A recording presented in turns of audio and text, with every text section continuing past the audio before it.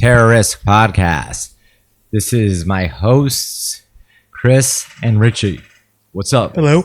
Hello, I'm Carmen. We just had some banging curry. Banging enough that disoriented me in the opening. Japanese curry. Yeah. All right, so I just want to get the boring shit out of the way.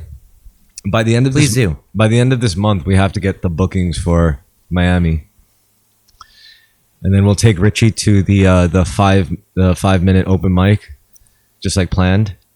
I don't know if you told him yet. Then we're gonna film it. I did.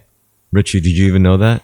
No. Did you tell me about this? No, I was just joking. Okay, cool. just Because I made was it up. like worrying for a second, like there was something you had told me and I totally blacked out on. No. But yeah, we have to do that by the end of the month. So there's that. Let's see what else. I feel like there was something else, but it'll come to me and I'll write it down. But otherwise, it's good to see you folks. It's good to talk to you folks, not to hear from you folks, because this is kind of a parasocial relationship we got going on by now. Well, it's interesting to be on the other side of a parasocial relationship because all the other ones I have are purely me following someone else. Also, I'm at the point where I'm starting to get like randos taking a peek at the podcast, because it's like apparently I got emails like saying like, oh, yours showed up in like top 7 in the playlist for lighthearted humor podcasts, and I'm like, yeah, okay, really? And Well, so, as tedious or tacky as it is to have an algorithm presumably place you there, I guess that's how all these things happen now. yeah, it's fun, it's fun. Mhm. I do it for the homies, really. And it's also nice to do like podcasting, because usually when I get haters like on me or whatever, and if they want to like fuck with me or whatever, the first thing they do is the most obvious thing. They'll attack the podcast. I'm like, hey, that works for me. If you idiots are just gonna go after like the first straw that you see, which is me doing this stupid fucking podcast, have at it, folks. You guys can have that. I mean, How often does that happen to you? as often as I get into fights on Facebook. So you never get into a fight on Facebook and they don't mention it. They always mention it. Probably because you're posting a lot about it on Facebook. I don't. I just post new episodes. But like I said, it's the most obvious thing. Yeah, it is. But the truth is, like, I've seen it happen in real time, where it's like when you meet someone on Facebook that you truly fucking hate, the first thing you do is you scroll through their profile. You look through their pictures to see what you could use against them and all this shit. You see what they do with their lives. Like, it's sad to say, but on Facebook, if they're that engaged, 7 times out of 10, they're going to be some like sad fuck loser working at like Applebee's or some fucking casino restaurant or some shit. Nowadays, yes. And This they're just really good dynamic at was shit always posting. true on Facebook, but 10 And they just years ago, there was a wider variety of people on Facebook. It feels like it's died down as a social media platform. I don't know if that's true, but No, I'm just saying, like, usually you meet someone you hate, and like it's really easy to find shit. But I feel like if people did that to me, there would be like, it's at first at face value. If you take any one thing, it's easy. But then you look at the whole picture. It's like, I know this because this is what I'm actively kind of trying to like facilitate, and like the kind of frequency you try to give off, which is just alignment of like mind, body, soul. It's like, oh wow, look at this idiot doing like samurai sword shit. What the fuck? And it's like, wow, look at this idiot like doing a podcast. And eventually it's gonna be, wow, look at this. A podcast is easier to make fun of. The fact that you're actually skilled with your sword and it is someone who knows nothing about swordsmanship can still tell that you're a very competent swordsman. They can't compare you to the top grade, but someone who has no knowledge of swordsmanship can look at you and they'll think this guy knows what he's doing. Whatever. It's hard to make fun of you for. Whatever. No, that's not true. It's still Okay. weeboo shit, What? It's still weeboo shit. I mean, on its own, yeah. I don't think it's that hard. All right, on its own. But then you also like, I'm also into other cool shit. Like I'm into music. I'm into making music. I'm into facilitating the making of music. I kind of do that a lot. I've been doing it more lately. Now I'm gonna be honest. I have to push back on you. I think that you being into sword, because you're Asian, because you're thin and you're in shape, it is a cool thing. Almost no matter what. Even if someone doesn't want to give it to you, I think it's seen as that. If you were as competent as a swordsman, but you were a fat, non-Asian guy, it would be easier to make fun of. I mean, Particularly your kind of swordsman. that's not true. You don't think that's true? Richie, what do you think? I guess true on your end, Carmen. Yeah. Well, give me your counterpoint here, Chris. But I think, frankly, race. I shouldn't even mention race because I think merely being physically fit helps a lot. Well, that's a different story. You could be physically fit without doing Japanese swordsmanship, you know? If I saw a guy who I can tell is a skilled swordsman, but he's like fat and goofy looking, versus a guy who might not be as competent, but he's lean, he's muscular, he looks put together. Especially if you're not into swordsmanship, the latter guy is going to look cool and it's going to be hard to make fun of. Does this make sense? Yeah, that does make sense. I get the logic behind it. It's the whole thing. Like, no matter who you are, just doing this shit, it's fucking weird. It's culty. You know, it's like it's just one of those things where it's like you clearly don't have to do. But I think perhaps the reasons why I do it are not cool at all. Like, are not aesthetically cool at all. You know, like the reasons why I do it are more so holistic wellness and boring shit, philosophical insight into the self and all that. Yeah, but that can't be seen from looking at a video of you doing it. Exactly. I mean, when I do the video, that's just because I kind of have that. I've produced videos before. I know. I hate to say this because like I try to always portray the opposite, but I don't have bad taste, you know. But because a lot of people would like accuse me. I'm not saying they ever did, but I'm saying it's like I think I'll be the type of guy where it's easy to say he has good execution but poor taste, and apparently that's more tragic than having good taste but poor execution. And I like that. Yeah. To me, it's like that sadistic part of me where it's like, yeah, I like that. I like being the type of person who could do good execution and poor taste because it's like it's the ultimate fuck you. It's like, yeah, what the fuck are you gonna do about it? Oh, what? So what? You got skill? Okay, big fucking whoop. I could do whatever I want with it. I could shit on it. I could wipe my ass with it. Oh, what? You're sorry you weren't born with it? I wasn't born with it. I worked to get it. You know, if you think you could wield these gifts better, then fucking get them yourself and wield them better. You know,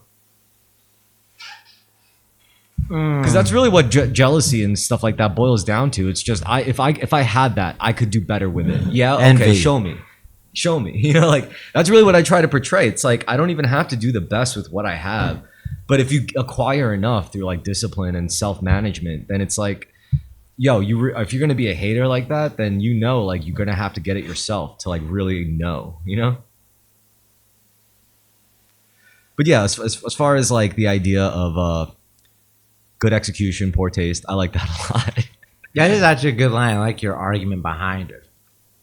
Because it's like, you know, a lot of it's like a lot of people who are really skilled at something like to rest on their laurels with that bit, and they like to like, oh, I couldn't afford to just, you know, be like a patronizing moralistic fuckwad, you know, because I have this skill, so I could afford to be as good as I want. When the real world's not like that. You try to be a good. Morals are supposed to be a very expensive luxury. You're not supposed to just assume it willy nilly. So, which is why it's like, you know, there's a lot of people who use the excuse of being unskilled to do immoral things and think immoral things and behave in immoral ways. You know, it's like, oh, I didn't get the proper education to learn how money works, so I wasn't able to be privileged enough to have like easy wealth coming in that I produce because I wasn't taught. And then they use that as an excuse to be like, I could be a piece of shit. Who the fuck can tell me otherwise, you know? That's true, and it shows up in a bunch of different traits, a bunch of different qualities. Within recent years, at least the last 10 years, some innate qualities often use race, sexuality, sex as an excuse for bad behavior. Yeah. You know what? I will give you that the martial arts thing I do is cool and deep enough where it's like, if you did go through like my life to try to like, I feel like it's like making fun of you for your martial arts is like, I don't know, making fun of some James Bond guy for his gambling. I'm just saying, like, you ever try to hate on a game and then it was like you ended up in like Wikipedia, so like articles that have nothing to do with like what you were trying to hate on in the first place? Actually, yes. So that's what that exactly. It's like, it's kind of like that. It's like, oh, what does he do? This Japanese swordsmanship. Who the fuck does Japanese swordsmanship anyway? What is Japanese swordsmanship? And say, oh, what is this historical nonsense? And then, Look. I mean, it's like a small, obscure thing, but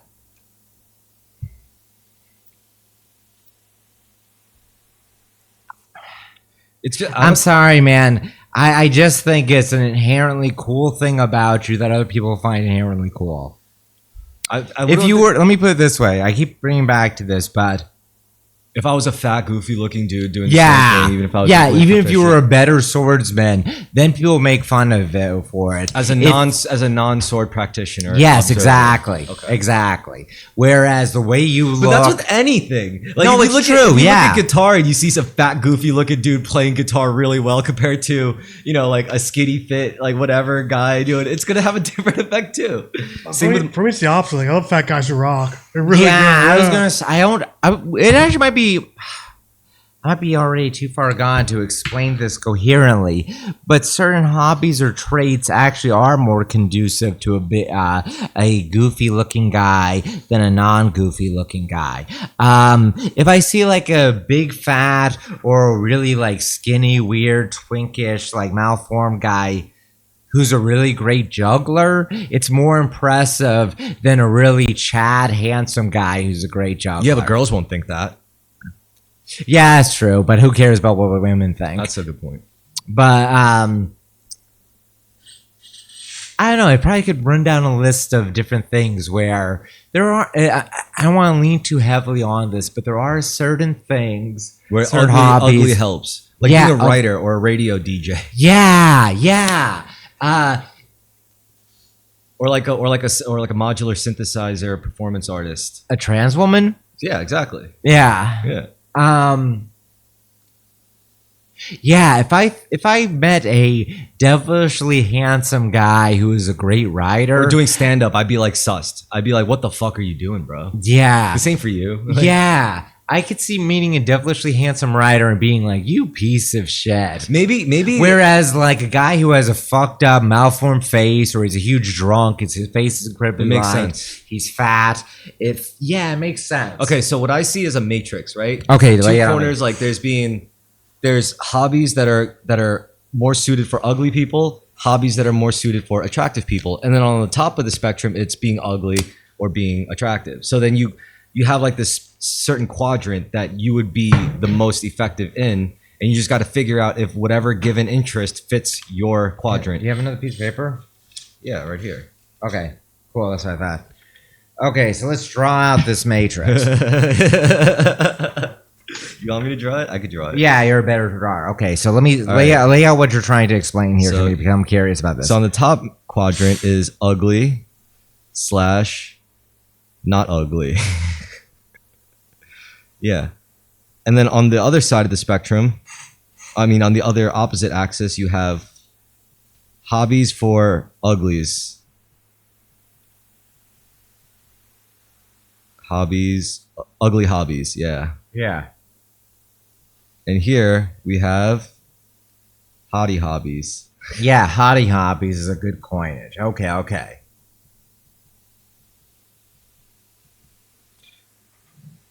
There we go. So just think of where you are. That's the hardest part. And then you got to think of like the hobbies. And then so wherever the hobby, if you're in this quadrant, like this side, your hobby has to be on this side. So think of like, okay, Yu-Gi-Oh.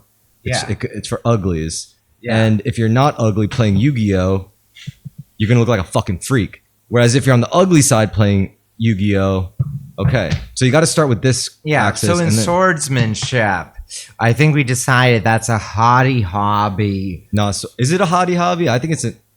Actually, that's a good. Richie's always showing me like these videos of hot Japanese girls doing Japanese swordsmanship. I think it's just cultural, really. Maybe it's both. Okay, so maybe you'll have hobbies that it could be both for both. Like Like, some- Well, yeah, that's right in the middle. What? I think some are very androgynous guys. It's like it kind of throws me off. Like some are actually dudes. Richie, are you more impressed by an ugly swordsman or a hot swordsman? Ugly. Because that man has probably has nothing else going on in his life. You want something interesting? So like people think like, at least in boxing. So the thing about boxing is there's generally a certain window of time you could just do it optimally. At some point you can't compete. At some point you can't do it competitively. Yeah, with anything athletic, but especially some more than others. Yeah. So the time you put into what is it, like 25 is like, what's the peak performance? I don't know. Like it depends. It depends. So 30. this is what I'm talking about. It goes in. That depends, right? So they say like if you're in boxing and you see like a dude with like cauliflower ear, they're like, oh, steer clear of him. He does not give a fuck. He's tough. But that's not as scary as if you see like a guy who's been boxing for like 10 years, like a straight pretty boy. That means he doesn't get fucking hit. You know? Yeah. And if he could fight, like if you see him in the ring and he's like dancing like properly, he's got good footwork and he's got power, and he doesn't get hit, that's scary shit. Compared to a guy who's like all fucked up in the face, is like, oh, you probably have a hard time guarding your face. So that's pretty interesting. When I found that out. Yeah, it's just boxing though, because people get punched in the face all the time. I'm trying to think of what the right thing for Richie to look up is. Richie, look up optimal age for a professional boxer. I don't know if that's going to provide the results. I want to know when boxers have their best years. Like what age range did Muhammad Ali win most of his fights in? That kind of thing. Yeah. Optimal age to be a professional boxer. That doesn't really exist. It depends. Because like, let's say you're a hotshot 20-something-year-old, but then you like punch above your weight way too many times. Boxer's prime, yeah. Yeah, I'd say 30. 30, yeah. That sounds about right. You have enough years experience, but you're still young enough. Dude, your whole shit could end by 25 flat. If you get if you take the wrong hit, and it could be a completely clean fight. Like it could be completely like sanctioned. No one did anything foul. Yeah, luck of the draw and all that. And then you just get straight up like just your bell rung to the point where Duk Kim, yeah, Korean boxer. Yeah, he died in his fight. Yeah, he got hit too hard. He died. Dude, so with boxing, there's no optimal age. It's not like fucking professional cheerleading where it's clearly like 18 to 21, you know? Right. And like when you look at gold medalists, you see that they always are around a certain age. Yeah.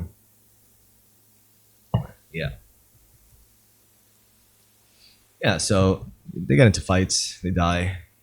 That's what happens with boxers. But again, this goes back to my original point. Like when you see a pretty boy who's been doing it for like 10 years, he'll fuck you up probably. Like some. You want to read this, Rich? You're the one closest to it. I'll read it. Kim collapsed into a coma and was removed from the Caesars Palace Arena on a stretcher and taken to the Desert Springs Hospital. At the hospital, he was found to have a subdural hematoma consisting of 100 cubic centimeters of blood in his skull. Emergency brain surgery was performed at the hospital to try to save him, but Kim died 5 days after. Yeah, it's called like one punch. What was his weight class? Lightweight, left-handed. Yeah.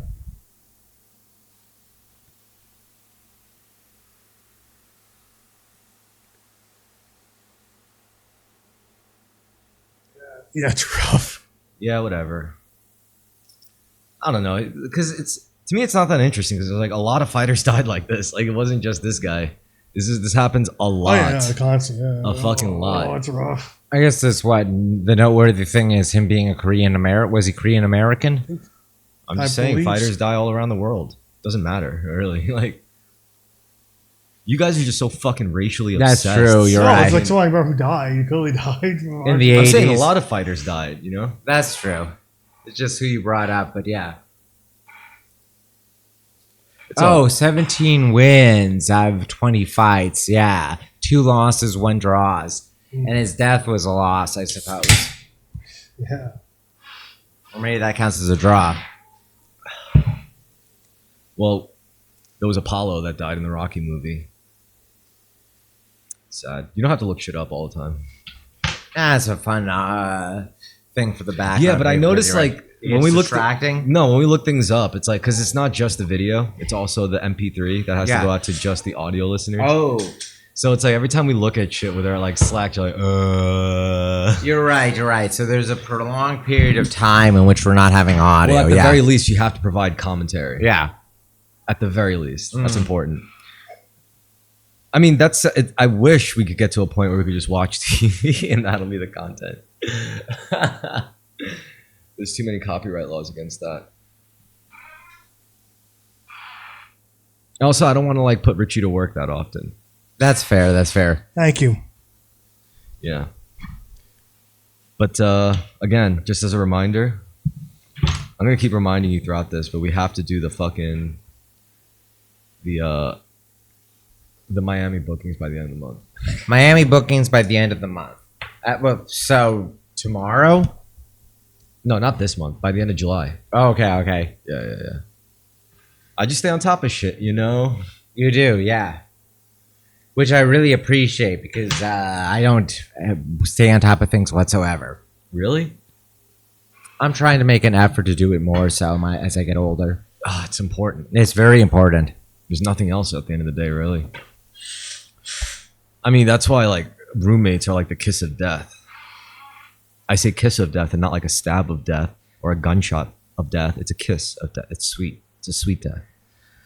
I mean, the shows like the Jewish sitcom shows tricked us all into thinking that's the ideal optimal adult living situation where you're a single adult male living in New York City with a bunch of roommates you quote unquote love and that you've known forever, and everything's just honky dory all the time. Every day is a new fucking loop, a new story loop, a new narrative, a new bit of drama, and it's actually like terrible. Like Sex in the City too. I blame Sex in the City. Very I don't know, depictions of an extended adolescence, early 20-something, life in the dorm room or life of college life continuing It's not well good. into adulthood. It's not fucking good. That's why my preferred sitcom shows were like Everybody Loves Raymond and The King of Queens. What, and, family? You like to focus on the family no, within I'm a kidding. sitcom. Who am I kidding? I clearly loved like shows like Friends. I hate and Friends. Do you like Will and Same, Grace? hate Friends. Don't like Will and You like Grace. Seinfeld? I love Seinfeld. All right, there you go. See, Seinfeld is good. It's the same shit. You know, it's all the same shit. Sure, you could hate one, but you probably really love the other ones. You know, one of I them, love the you know? most Jewish one, yes. Seinfeld. Yeah. Yeah. Friends was Jewish as fuck too. They were all Jewish. I mean, that was kind of like their own kiss of death because of that, they ended up in this weird cultural, like, you know, liberal, like as far as the liberals are concerned, it was like, haha, look at our funny Jews. We're so funny. I know that Friends is very influential overseas. A lot of Indians love Friends. Of course they would. Friends is a great show. Also, I know that it's very broad jokes and things that are not referential. So someone who's learning, I know a lot of people learned English from watching Friends. Yeah. I mean, it wasn't bad English either. Like it was pretty witty. It's just it was very like lukewarm shit. That's all it was. Like if you're oversaturated with like fucked up humor, you're just not gonna like that shit. Same with like NPR. How I say I love to hate it, and it's probably like along the same vein. Like this is just too wholesome, but it's like in a fake way, and I don't like it. Or it's like when they tell some like risque jokes and they're purposely holding back on it.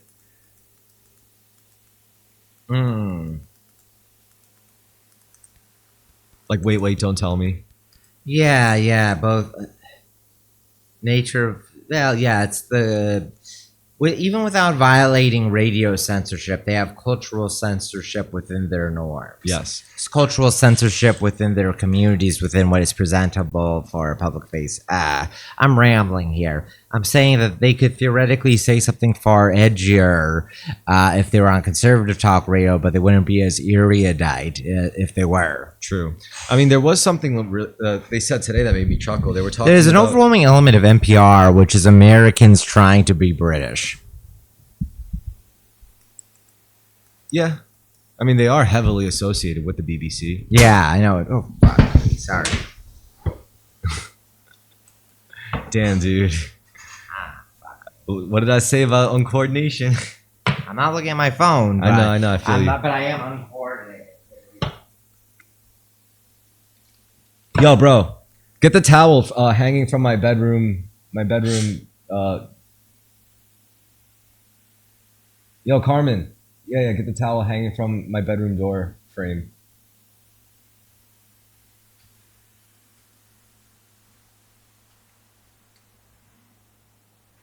Yeah, anyway.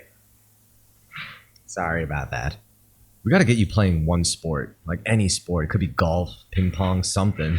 You're right. I know I always yes you on this, but you're right Or because bicycling, you know? because I have this clear Disconnect with your physical body. I do confound. Speaking of sitcoms, I act like a sitcom character. Maybe this enables me, but I just naturally do these pratfalls that are really retarded.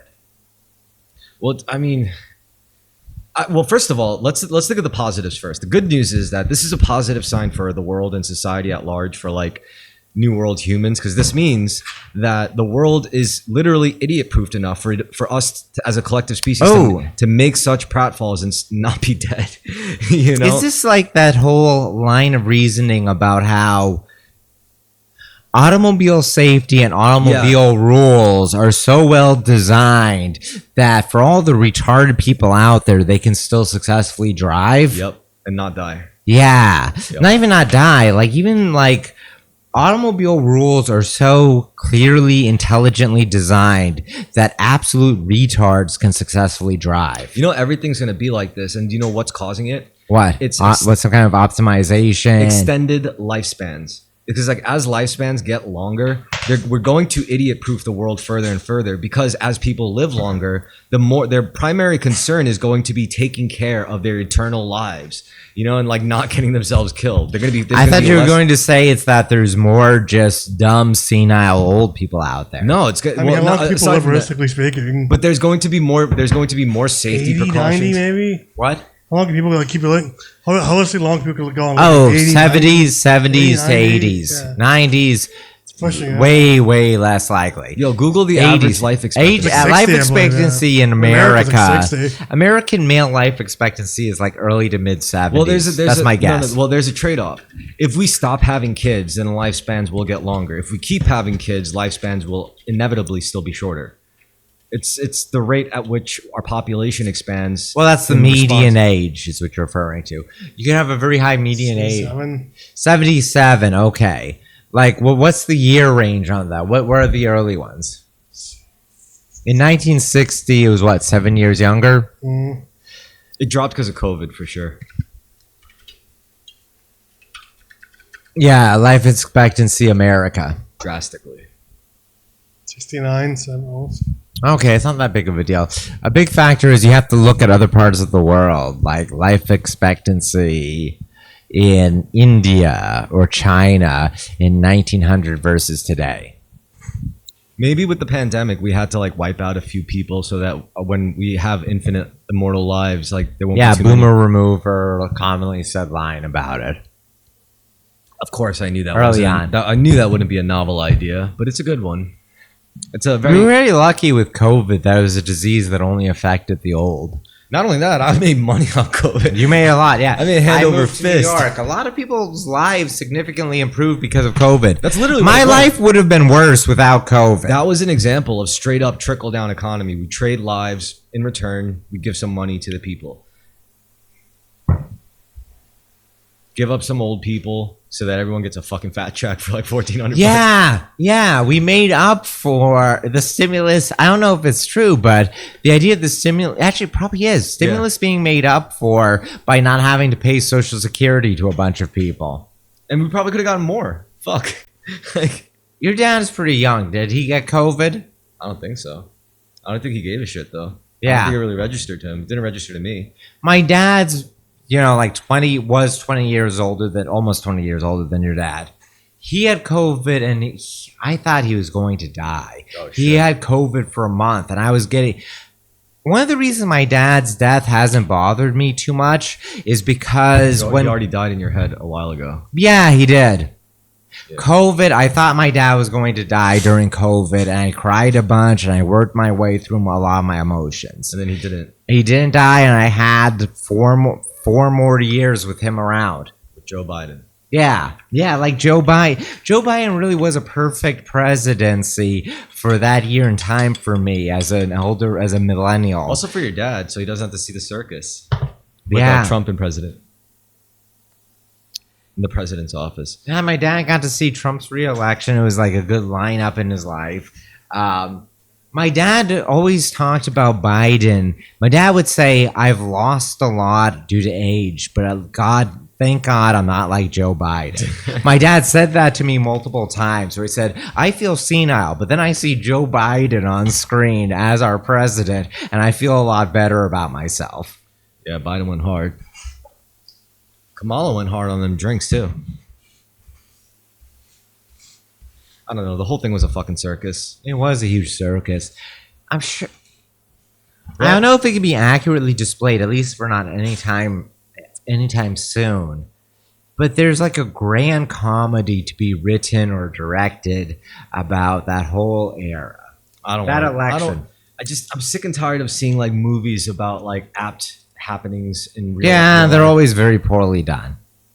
They just came out quick. Yeah. But hey, maybe I mean, how do you feel about imminent war with Mexico? I feel like war with Mexico would not be as disastrous as war in the Middle East. It would be terrible. It would be terrible, but hold on.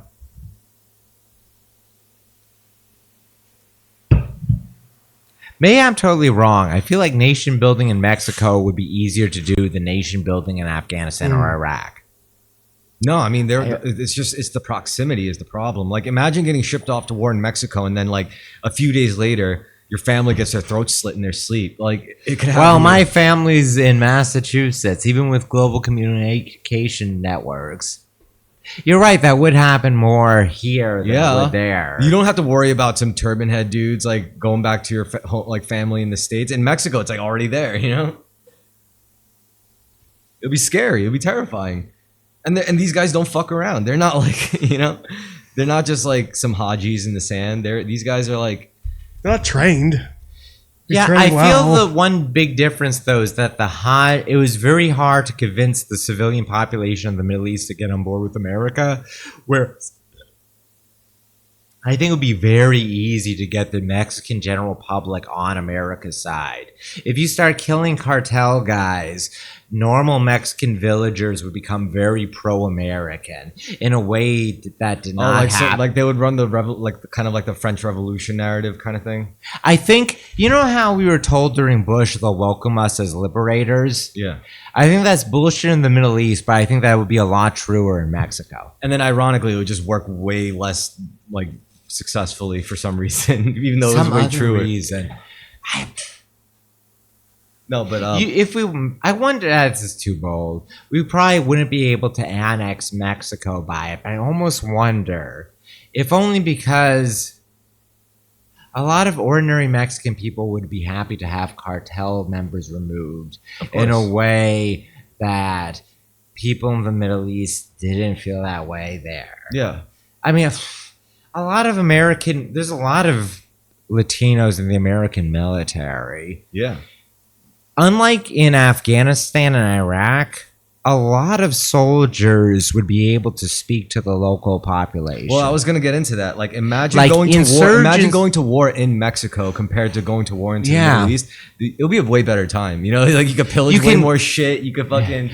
Women want to fuck you, unlike Muslim women. Yeah. Like, you can get drunk there. What a strong pecho.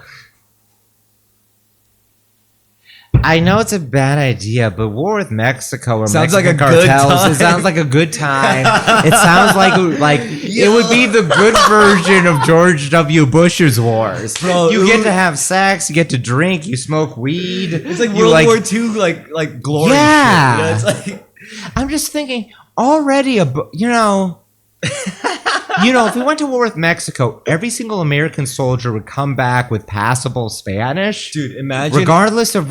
There's so many Latinos in the military that whatever your squad is, there's probably a Rodriguez there who by the end of your term of duty... will teach you Spanish. Every single person can speak Spanish. Of course. Barely any guys learn Dari or Arabic in 100%. The Middle East. Whereas Mexico, huge number of GIs would be comeback Spanish speakers. Sure, of course. But man, I mean, could you imagine like in the Middle East, it's like you stack up on like an enemy like enclosure or whatever, and then you bust in and you just see like cushions on the floor, a fucking stove, some munitions and claymores and explosives, and a screaming woman and a child. You're like, great, we found the stuff, hooray! Meanwhile, in Mexico, it's like you stack up on like some cartel dude's mansion. It's like, all right, Yeah. and you see cash everywhere. It's like, so guys, there's about a billion here that I see, but I'm pretty sure actually I was mistaken. It's $500 million, right? Could you imagine that? Yeah. Oh, I really like this idea It would about be how. sick, dude. It would be fucking Yeah, you insanity. can pillage cartels in a war in Mexico in a way you couldn't in the Middle East. And then you after you head back to the forward operating base after killing a bunch of drug dealers, and then you fuck some Mexican hottie at the cantina. Yeah. That sounds like but it would be very dangerous. It would be a very, very, very dangerous war compared to like. That would be preferable if guys were making money and getting laid. Yep. Like, I mean, don't get me wrong. A lot of American soldiers would probably be enabled to do like way more heinous things than they ever would have dreamed of doing in the Middle East if they got shipped out to Mexico. a lot of Latino soldiers, I think in particular, I wouldn't be surprised if black soldiers did too, would commit a bunch of war crimes.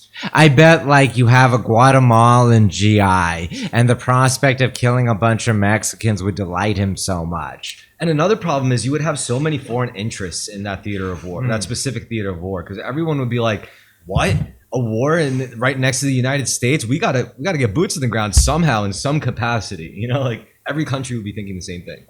It would be very interesting. It would be fucked up and scary for everyone in the States, but it would be interesting. Maybe it'll be a little fun, like. I mean, like my War sister in would Mexico probably check it out. would be objectively a lot funner than war in the Middle East. I think it would be bloodier for sure. I think it would be bloodier somehow, in some form, like in some way. I think you're right about retaliation in America due to the high Mexican population here Yep. and the high gang infiltration population here. Because that's essentially who we're going up against. They're not just government soldiers. They're not just gangsters. There's something in between. But yeah, damn. It's like you take some cartel son's PlayStation 5. It's like, I got the PS5.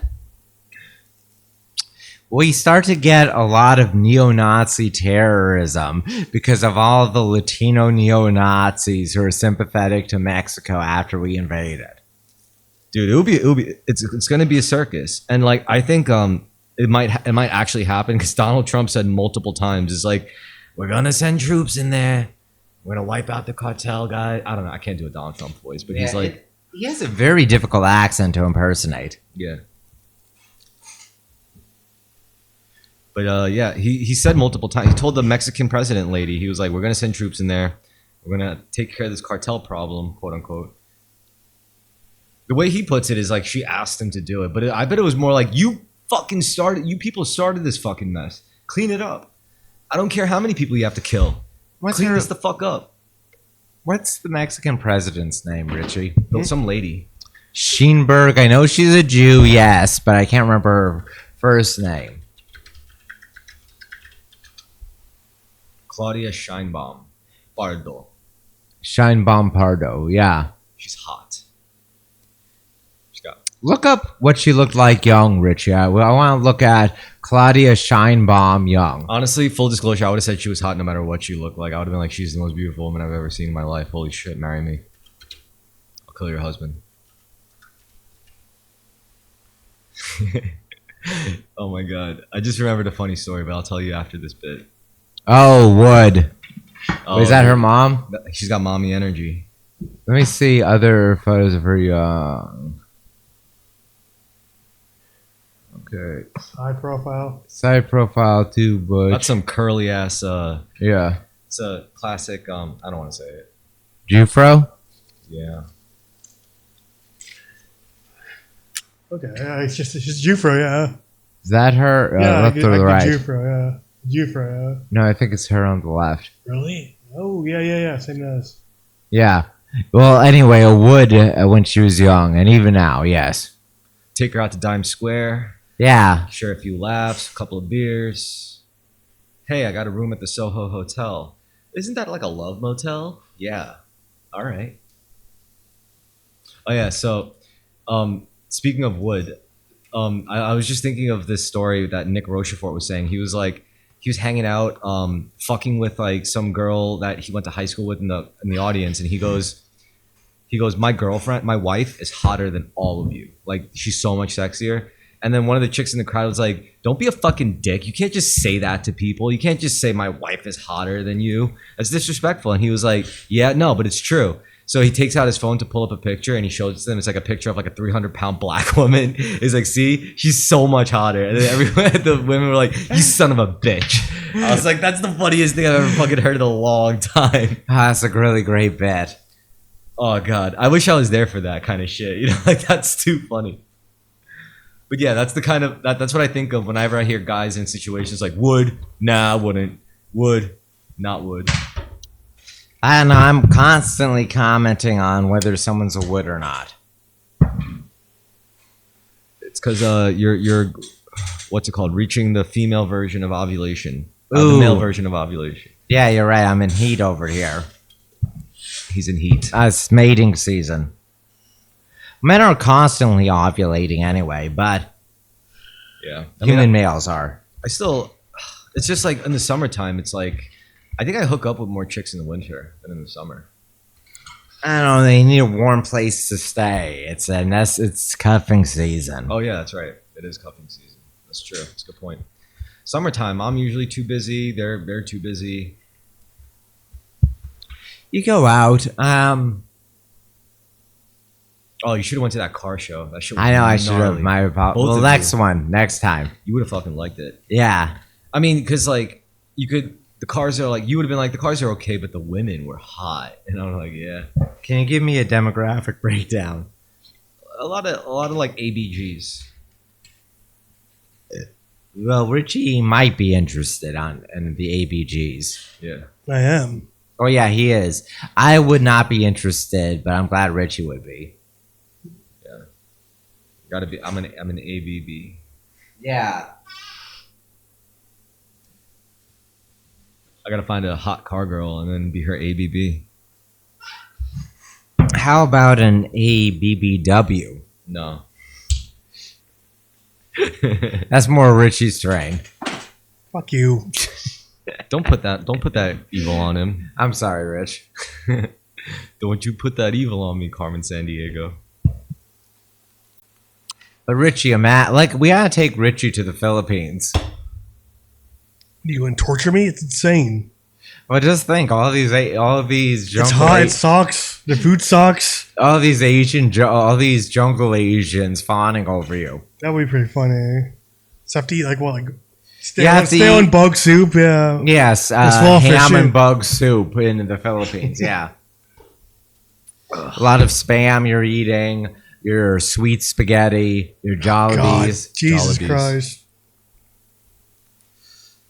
I don't know, man. I just like my peace. I think that's where I'm at right now. I just like my peace. It doesn't necessarily involve Tinder, you know. That doesn't necessarily include other women or anyone else, really.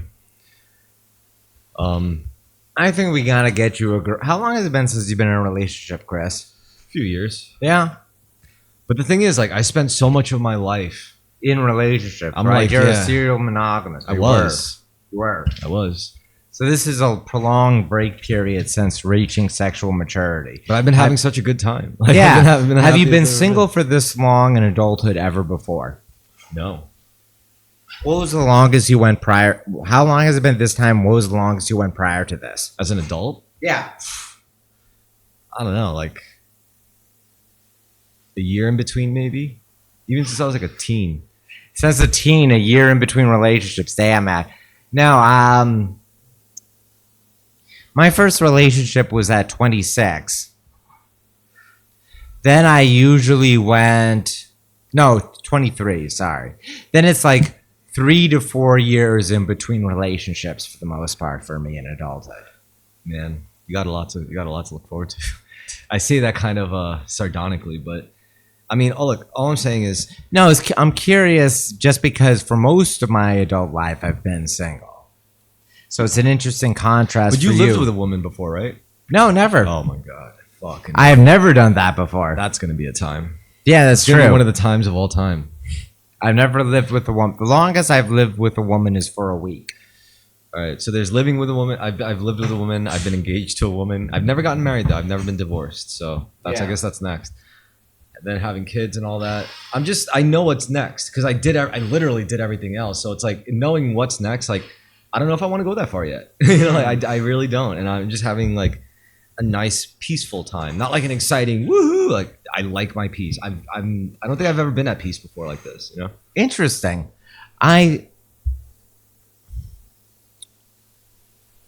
Most of my single years were alone, varying degrees of togetherness, almost always in a lonely, hungry kind of form. Or I think I've had periods of peace, but I've never had a prolonged period like that.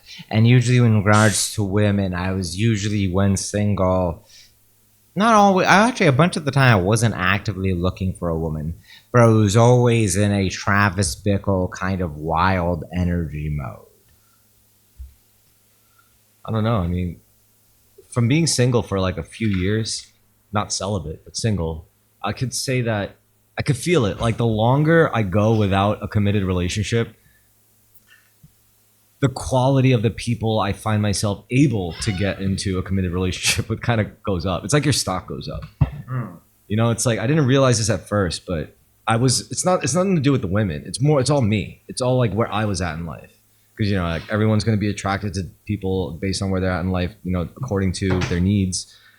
And I realized there was a lot of shit left unchecked in my criteria, in my own criteria. You know how they say like you should become a person that you would fall in love with. Like think of your most ideal partner and try to embody as many of those qualities yourself as you possibly can. So when I tried doing that, I was like, shit, I'm a piece of shit. So then like once I started actively working on that, checking off those boxes, then I realized like, oh, this is what life was actually about. Not starting a family, not finding your soulmate or finding your fucking gay little other half. No, that's bullshit. Stop trying to complete yourself through other people. It's fucking gay, it's fucking weak, and it's just fucking not true. It's not sustainable, and that's a surefire way towards entropy. In its literal definition. Stop looking to complete yourself through other people.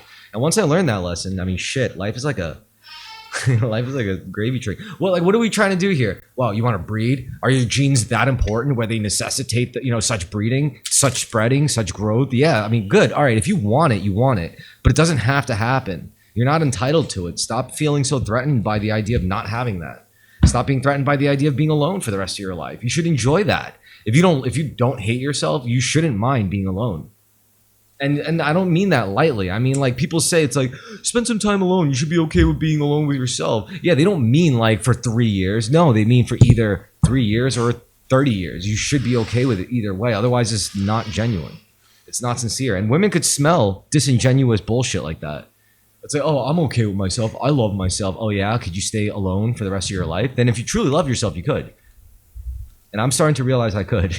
And that's not going to help me get bitches. That's not going to help me get married. That's not going to help me get a relationship. It's going to really help me like my life a lot more, regardless of what happens, whether I end up married or not, or having a family or not. At least I know how to be grateful, regardless of who's along for the ride. And that's the lesson I wish more people learned. And they would have a lot less friction in their fucking sexual dysfunctions and their relationship problems.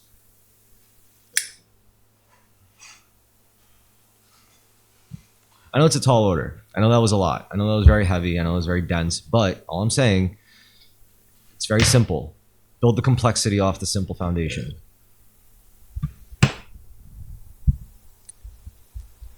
And usually, if it's like people ask, like, oh, do I love myself? And the answer is 9 times out of 10, no.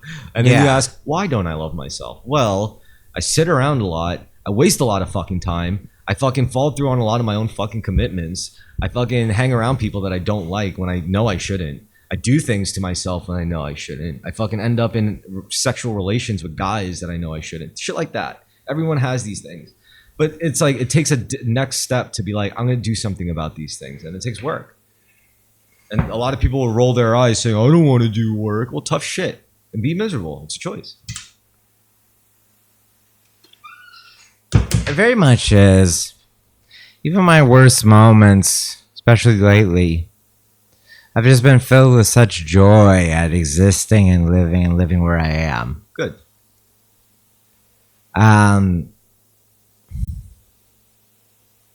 The question. All right. So once there's two factors. There's the positive feedback loop quality of what your lifestyle is like, what it provides you, the joy.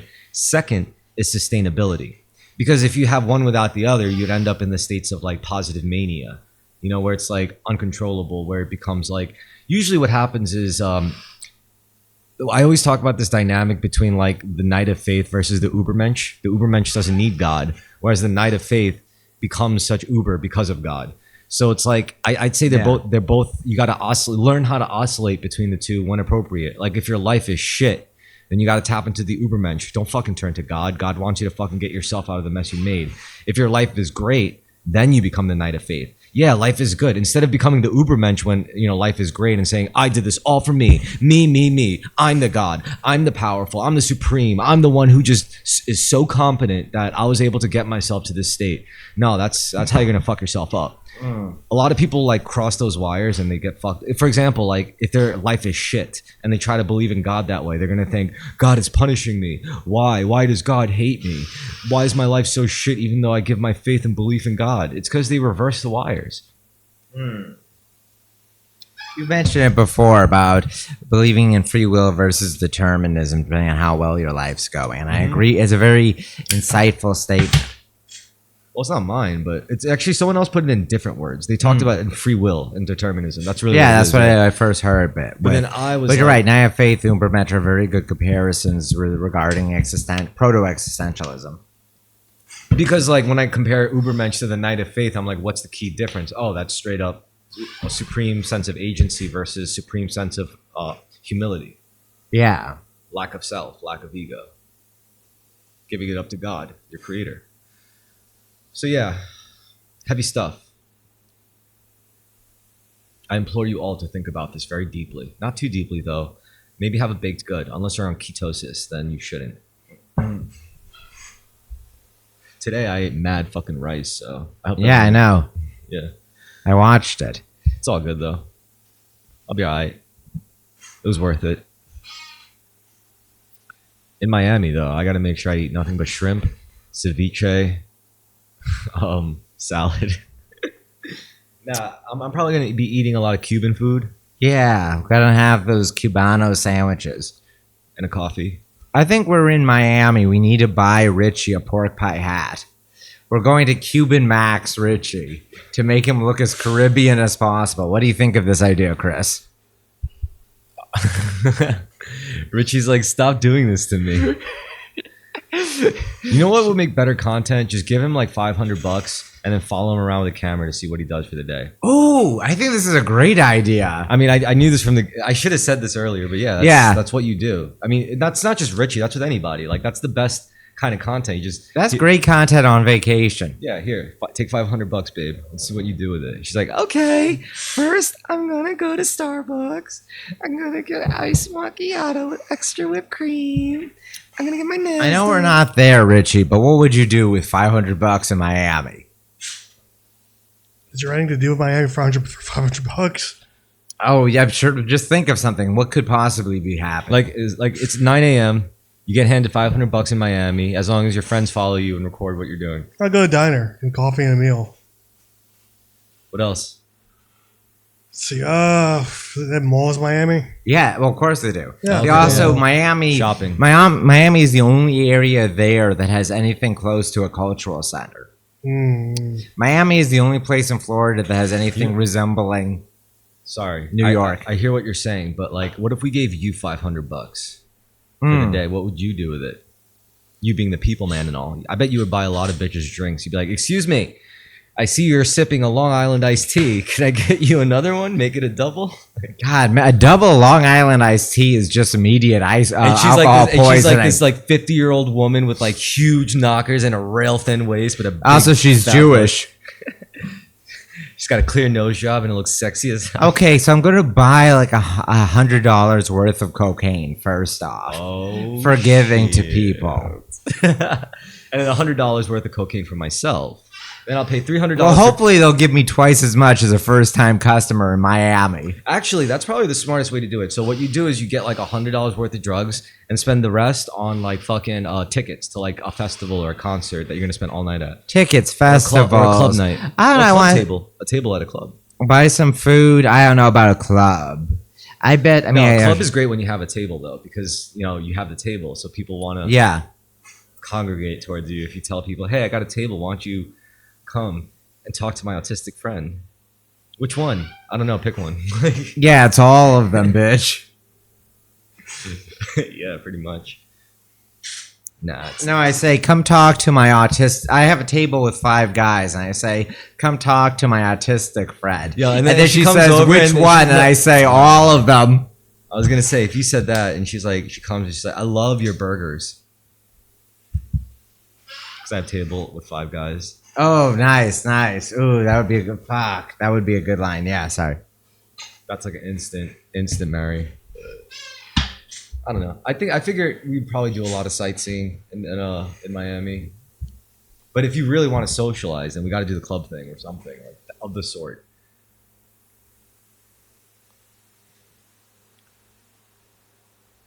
You know, just get table service. That's all I got to do. Talk to people, tell them where you're at, and we should get some cocaine. That'll help too a lot. Reshoot whatever trailer to GTA 6 is coming out. Reshoot it with us in the house we have and on the street. I guess we can go in a fan boat. I want to shoot guns. Mm-hmm. I want to do that. I feel like just being there is going to be cool. You're probably going to see some crazy shit. Going to see some monster trucks. Going to see some muscle cars. We're going to see real red state America. We're really in the heartland in Miami. The capital of Trump's America is Mar-a-Lago and then Miami. We're going to see wildlife like lizards everywhere. Like we have cockroaches, they have lizards, which is way cooler. They have palmetto bugs, those flying cockroaches. Yeah. But still, like imagine like having like lizards as like a regular pest where you live. That is a wild thing about the South and the Southwest, where lizards are just in your house as a house pet. A pest. Nope. It would not bother me as much as other house. I would rather see a lizard in my house than a rat. Of course. I agree. Either way, a cat will take care of it. So for all you cat owners out there, you should thank your cat for keeping it pest free. Wouldn't you agree?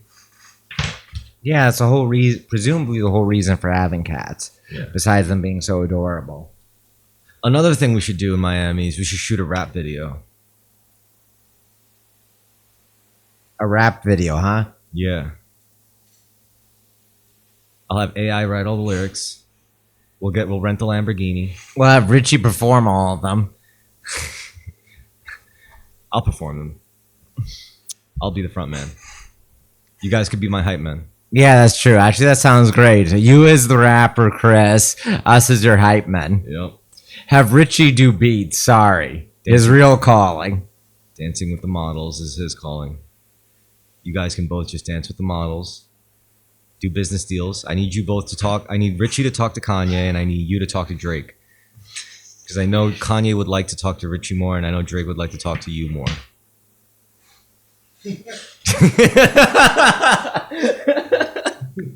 It's just the chemistry would work that way, you know? Yeah, I can see it, yeah. Drake could talk shop with you, and Kanye could talk philosophy with Richie. Kanye and Richie just talking about the JQ. Yo. Drake and Carmen talking about like how young Underage light skins. Talked to Kanye about BAP. Yeah. Yeah. British American pussy. No, Bronze Age. Bronze Age pussy. Best pussy. Oh, God. Just imagining me talking to Drake about Woody Allen movies. I want to talk to Drake about his dad. How black his dad really was. I want to talk to him about his mom, how Jewish she is. That's a good thing to talk about with Drake, honestly. I want to talk to him about how many bar mitzvahs he went to. How many Yeah, bar everything. All my conversations with Drake are just going to be Jewish focused. You can call by his actual name, Aubrey. Yes, I would call him Aubrey the whole time.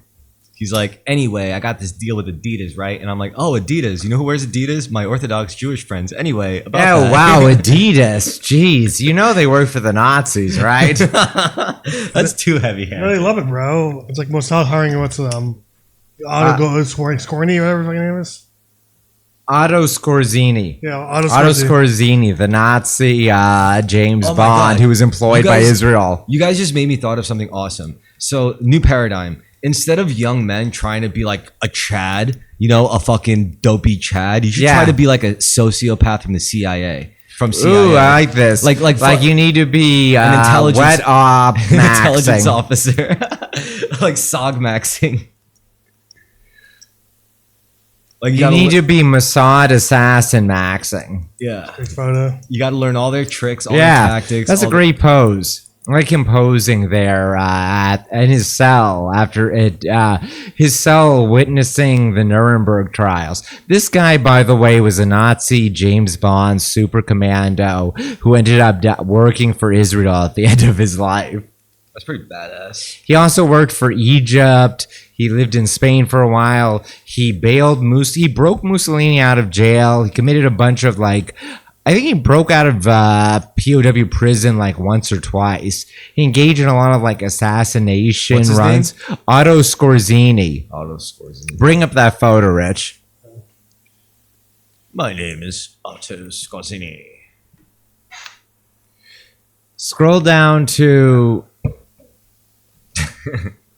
Yeah, it's so hard. for an Austrian. He's so charming looking. He doesn't look like a hard ass. He seems look at his allegiance: Nazi Germany, Spain, Argentina, Egypt, Israel.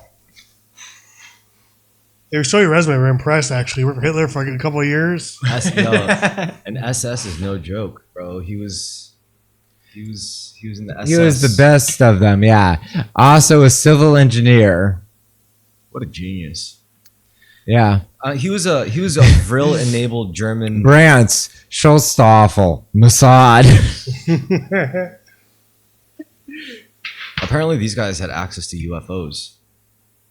Oh, I could easily see him flying up in a UFO and then walking out smoking a cigarette gaily. And then some child is dumbfounded seeing him, and he just pulls out a Luger and blasts him in the face. How did he die? He died of cancer at 67. Is he gay? No kids? He had maybe. Did he have a wife? I think so. Would mention it. Let's see. Maybe. That's curious. Early life, middle class, surname of Polish origin. No, it's all secret. Hold on. This information is Wait, not wait. available. I'm looking at this side. This Brad. information is not available. I'm telling you, it's blacklisted. Blacklisted, whether he has kids or not. Well, not Or a wife. blacklisted, I should say. It's just Redacted. Redacted. Maybe he was gay, actually, have no kids. No. That'd be wild. Any mention of wife. I'm pretty sure he would keep that shit a secret. But if he usually guys of that era used to marry. Yeah, nothing. Nothing with Telling you, it wife, was kids. scrubbed. It's scrubbed. Kids or children? It's scrubbed. You're not going to find it. Google search this, Rich. You're not Otto gonna find it, Scorzini dude. gay. I'm telling you, dude. This is top secret information. Ugh. Nope.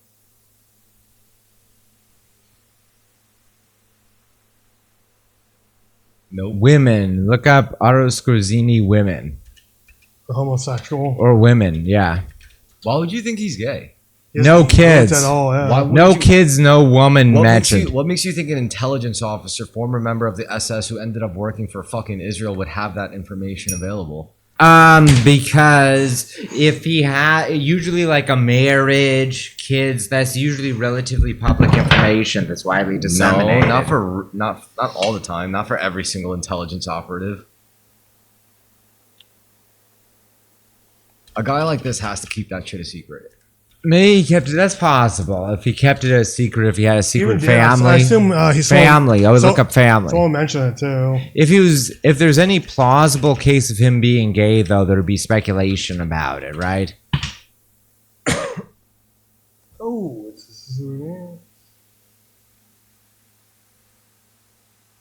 Is that his brother? Or cousin? That's him.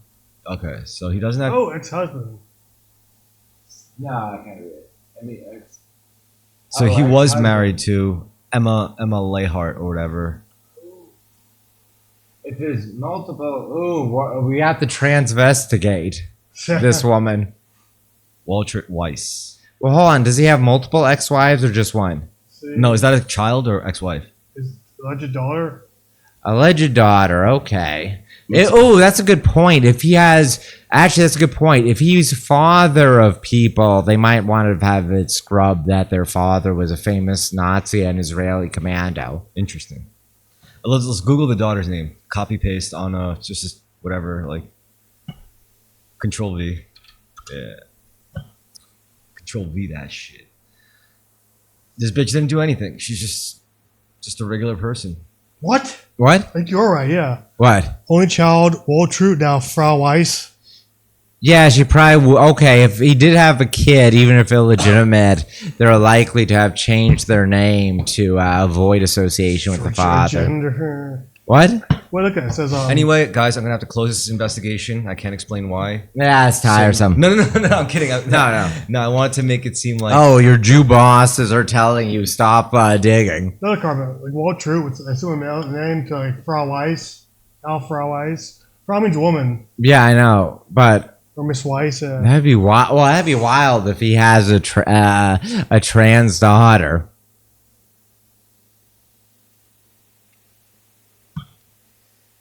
So did Otto Scorsese have a child? Scorzini. Scorsese. Looks like he has a single child. a daughter Yeah. who changed her name to Vice. Well, it doesn't. Okay, yeah. What? I think it's his daughter. But That makes sense. Yeah. She probably just changed her name, or maybe just was an illegitimate child. Or maybe it If was it's just an by illegitimate nature. child, it would be the mother's name would be Cat probably. Or maybe by nature it just had to be hush hush. Yeah. Wait. Go back forward. yeah, Scroll up. Let me see that photo. Left. Yep. Can you right click? Let me see that larger. Why? What's with that photo? Oh, never mind. Okay, I was just looking at the woman. Never mind. All right. So yeah, a guy like that probably had a kid, and for whatever reason, either the kid was like, "I don't want to be associated with this," or he's like, "I got to keep this shit a secret." Either way. I don't think this is that uncommon though. Like you can't expect every single intelligence operative to have their public records like that out. I mean, it's after so long, but still, yeah. I mean, if he died in the 70s. Yeah, because the truth is, there's still a lot of shit. Like, I don't know. You guys find the whole UFO from World War II and on stuff like far-fetched, right? Yeah. Oh, yeah. Maybe some reaches with like experimental aircraft, but yeah, I find it far-fetched the idea that there's a significant amount of not of World War II era UFOs. What about more recent cases? I'm skeptical of it all, man. I'm skeptical of UFOlogy. As well as like spirituality, right? Well, less so, way less so, and I believe there's a lot of significance to actual religious tradition. It's really funny though. I 'cause, tend like, to lean way more on more traditional spiritual or religious practices. It's than funny anything because New like Age. it's like an oscillation between the two. Like a lot of people fall into ufology because of religion and spirituality. Yeah. At the same time, a lot of people fall into spirituality and religion because of ufology. If you ever listen to Tucker Carlson talk about like UFO shit, and always inevitably ends up going to his faith in like God and Yeah. Jesus and shit. Personally, I don't identify as Christian or like I'm really not one of. It's sometimes I'm annoyed of Jesus, to be honest, because like they invoke the man every time they say my fucking name. But like generally speaking, I get where Tucker Carlson, sorry, where Tucker Tucker, Carlton, his black equivalent. yeah, where he would inevitably start talking about spirituality because of UFOs. I mean, because the claim is generally like this goes back to like biblical times, and that kind of does line up with some of the shit that's like been written out in scripture, like in the Dead Sea Scrolls or the Book of Enoch and shit. That's not directly scriptural, it's apocrypha. What does apocrypha mean? It means like things that are related to or overlapping with scripture but are not included in scripture. Or omitted. Yeah, or omitted, yeah. I mean, even Contemporary text and dialogue and statements, but widely available but not often admitted into the general religious tradition. yeah. These little side branching notes that are often, I don't know, more lore filled, as it were, than scripture itself. Well, there's some of it that's supposed to tell you what to do in life, and there's some of it that's just supposed to tell you Yeah.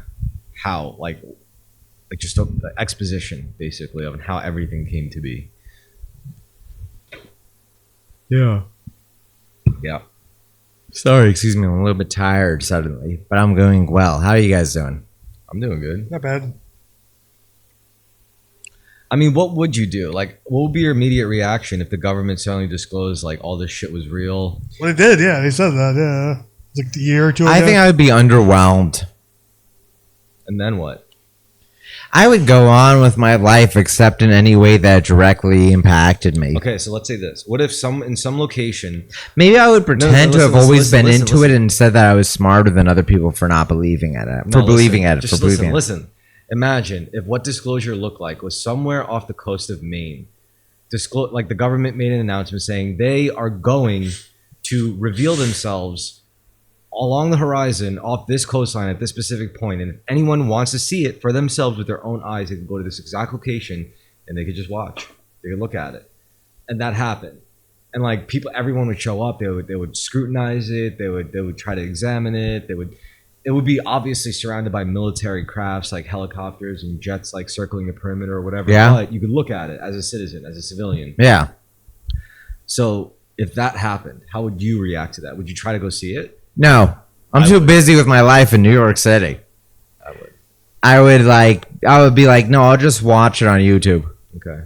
So all right, so that's the first step. And then the next step will be like introducing what's actually been going on in conjunction with the government. Like, oh, it turns out hybrids have been living amongst us. Certain species. Have I had sex with any of them? You never know. What if this could be? What if I want to know if I can have sex with the aliens and whether I've had sex with them before already. A lot of overlapping conspiracy theories talk about how there's a certain species of quote unquote, they're either extraterrestrial or ultra terrestrial, meaning or Jewish.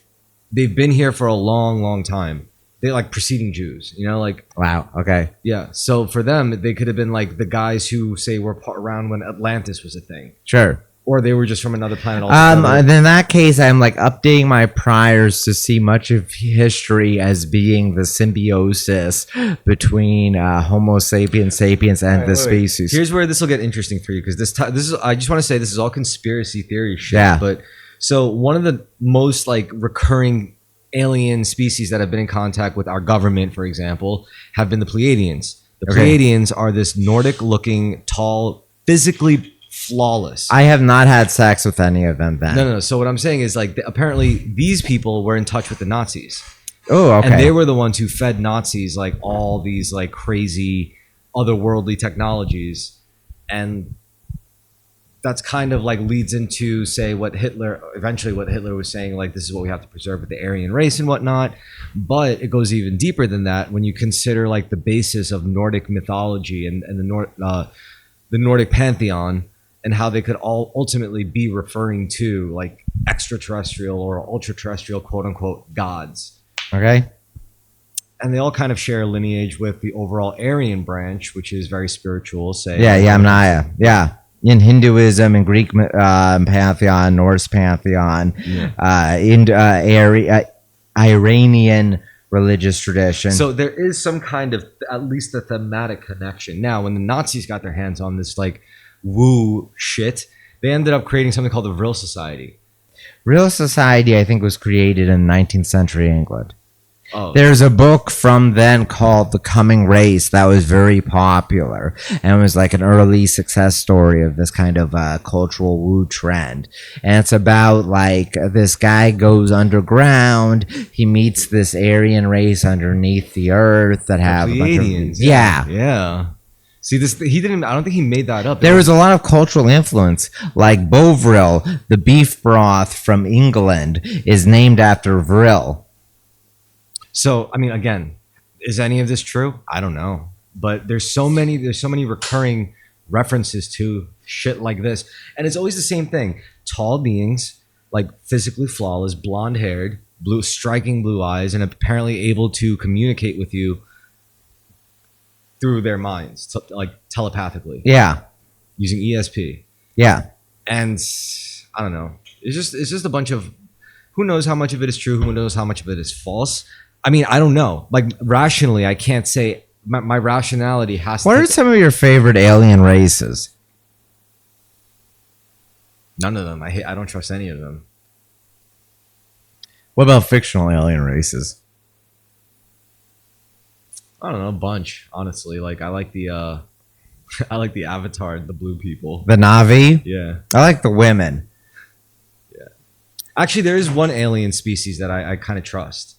Yeah? It's the ones that are more apparently thematically aligned with spirituality and Abrahamic religion, like angels. Jews. What? Jews? The real Jews, like the light Jews. Oh, okay, the light Jews as opposed to the dark Jews we have No, here. like the not the animal material Jews. I mean, like the I gotcha. Okay, yeah. metaphysical, super angelic Jews. You know, but Yeah. I mean those. That is I mean, when we think of that thing in the purely biblical context, it's like these are godlike entities. These are God's children, God's stewards, or whatever. And we could look at it as like just more dimensionally aligned with the source of all things in the universes.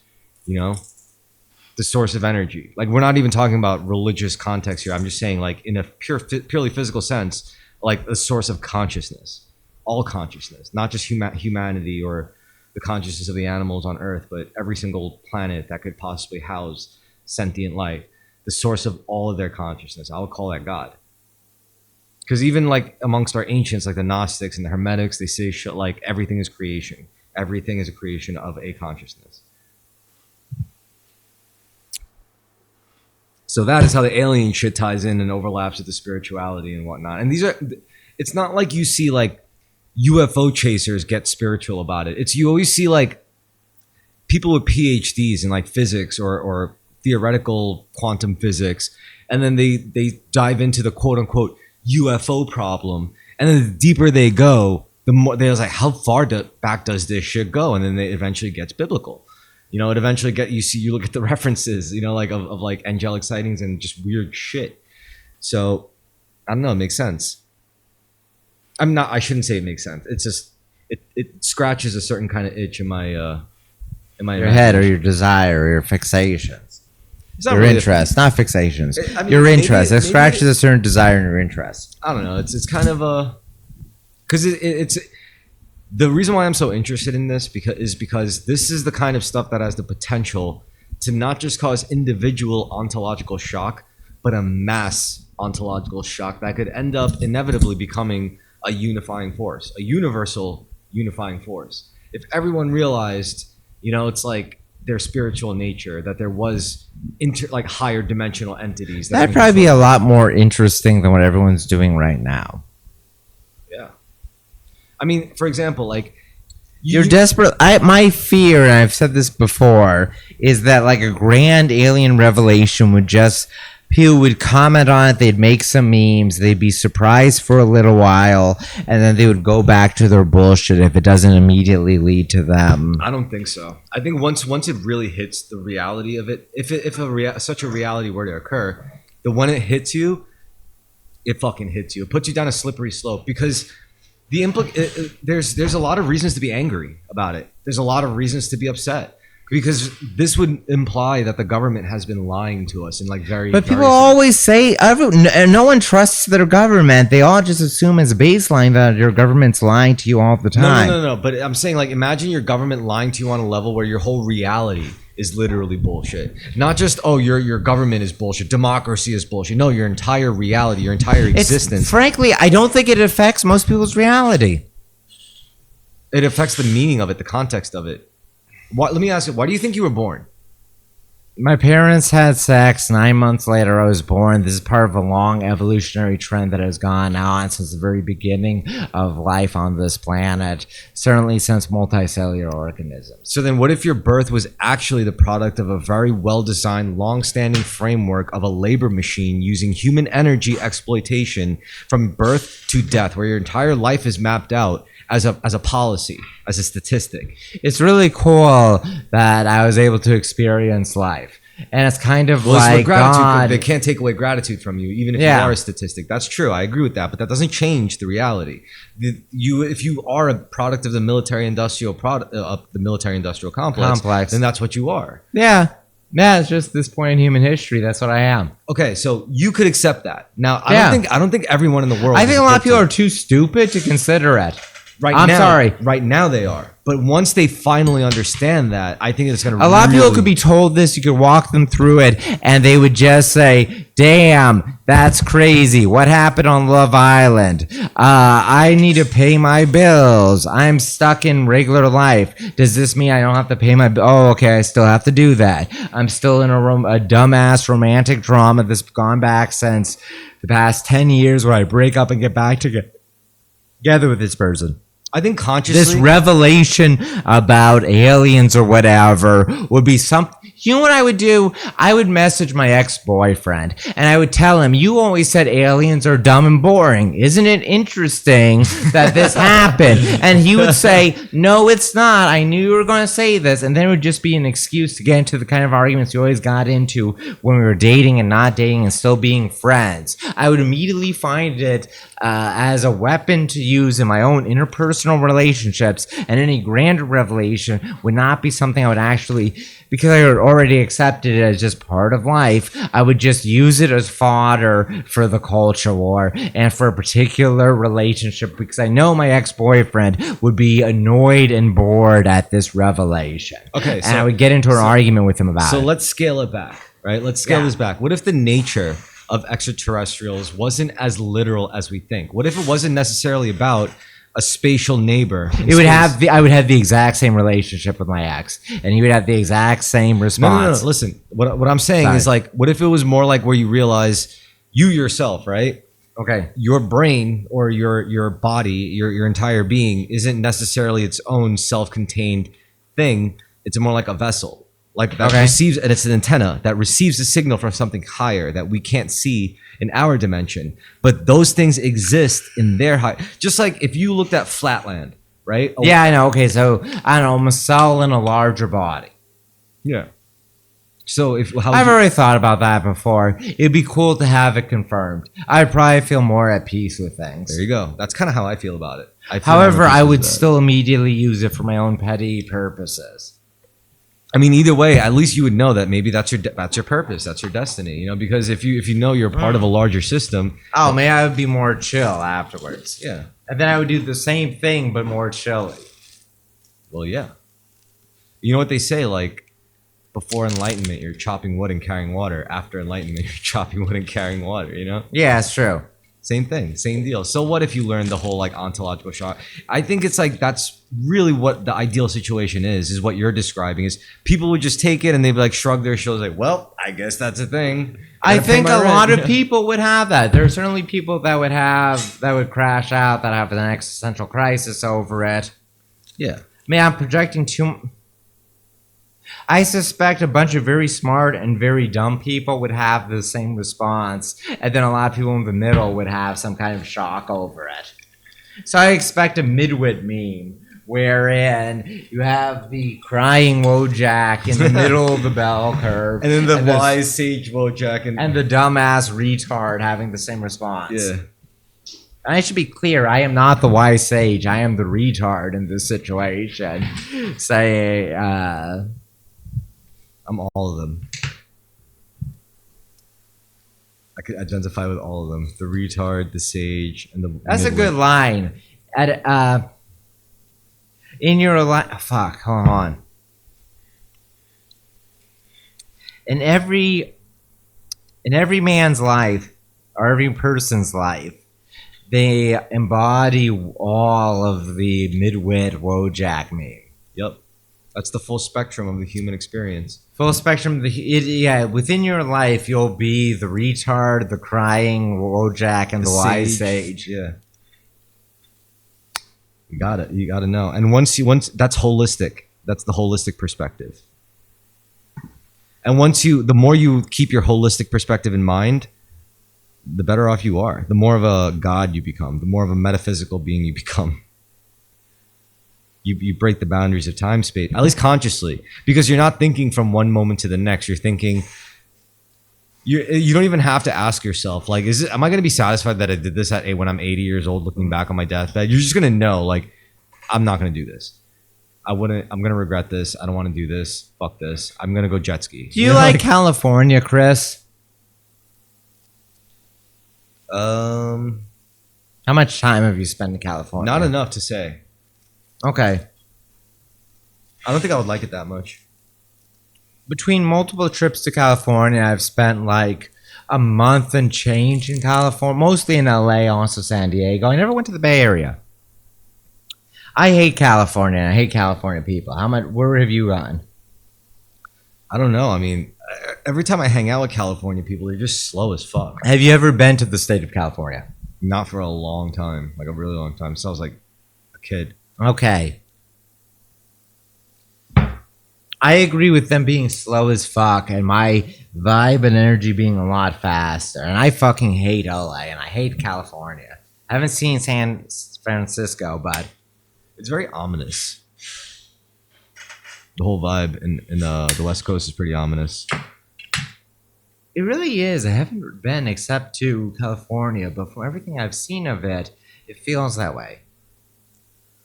I would prefer Asia, somewhere around there. I think. I think I'd be okay there. I'd also be happy in Hawaii. I'd love Hawaii. I met a guy I liked. I'm not gonna say names. From Twitter. He's from Portland or Seattle, the Pacific Northwest. White guy, tattoos, really fun. Makes fun of dumb Republican shit. And we were talking to him, and I realized he was a genuine white nationalist, and he was happy in that area because of how white the area was, and it made me uncomfortable. And that was a very ominous Pacific Northwest experience for me. Not to be a lib. That's all we know. I'll tell you afterwards. Listen, I will say, I don't know. That was one experience. And otherwise, everyone I met from Portland is incredibly, like, stereotypically lib in a lot of ways. But all those experiences with people I met from the Pacific Northwest, mostly unpleasant. California, hate it. Can't speak for the other areas of the West Coast.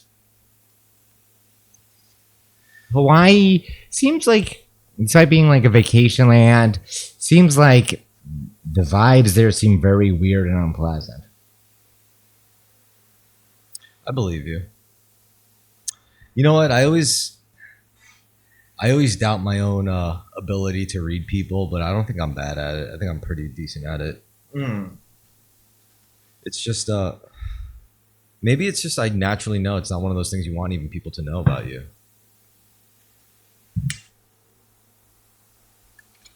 Also, there's no point, like, so what? You're good at reading people. It doesn't make the game any more fun, honestly. Also, I agree with people from California being slow. Even if they're smart, they're still slow in how they speak and how they act. Whenever I'm hanging out with the Californian, even a very smart one, I'm like tapping the table saying, come on, hurry up.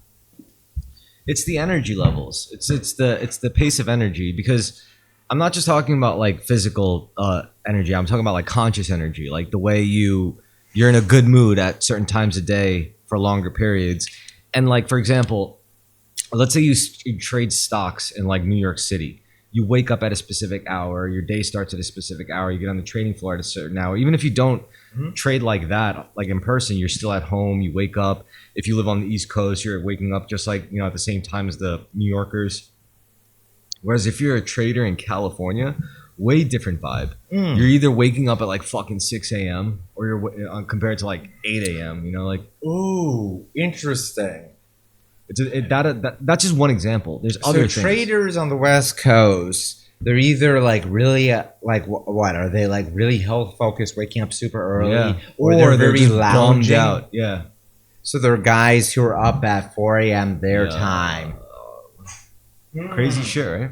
And this is what I mean. Like, this affects things. This affects how you approach the rest of your day, aka the rest of your fucking life, when you're not working, which is only 30% of your life. Because you spend the first 30% of your life sleeping, then at least another third fucking, working, probably 40%. And then the other 30% is what you actually get to spend time with friends and family and whatnot. That's just life. I mean, when I put it so cold and when I put it so statistically cold like that, a lot of listeners might be compelled to think, what the fuck am I doing with my 30%? It's a good question. What the fuck are you doing with your 30%? Are you doing ketamine? Are you doing Xanax? Are you getting a lot of use out of that 44-inch TV in your bedroom? Like while the kids are like running amok downstairs? What are you doing with that 30%, bro? Or gal?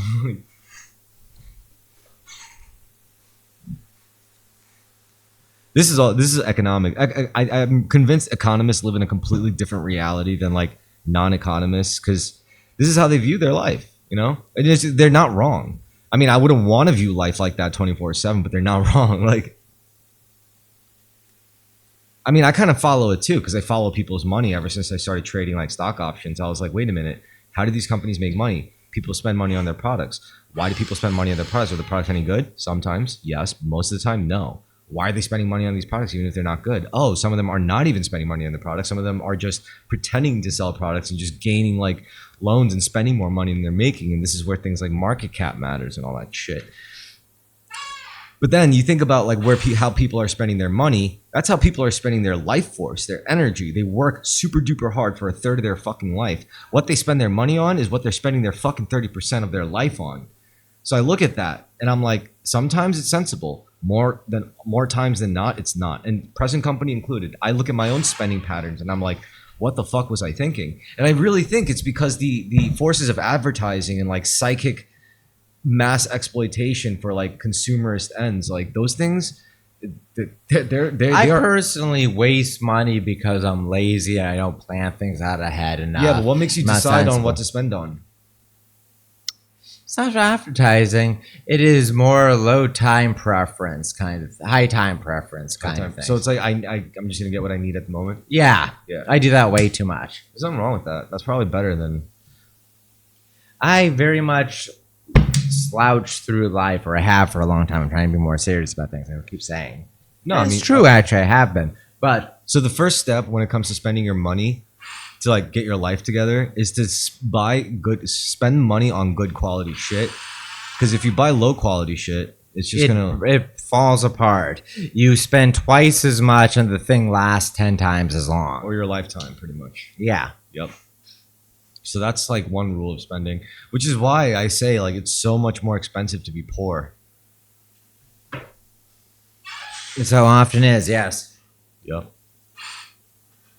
But yeah, and it's not just that. It's also literally like what people force you to spend money on. It's like, oh, you need to fucking buy these clothes because you're bombarded with pornographic images all day. You need to get laid. You got to get horny. And you can't just like go out to the horny store and get pussy and buy it off the shelf. No, you have to like buy an outfit. You have to go to the bar. You have to take an Uber probably, maybe even get an Airbnb for the night if you live in Long Island. You have to spend a huge tab on drinks to buy for a couple of different bitches, praying one of them is fucking interested. And then you go to the Airbnb, you fuck her, you do the deed, never see her again, but you still have to get her an Uber and yourself an Uber because you were too drunk to drive. Can't relate. I've always been too broke to do that. I've always lived too close to city centers.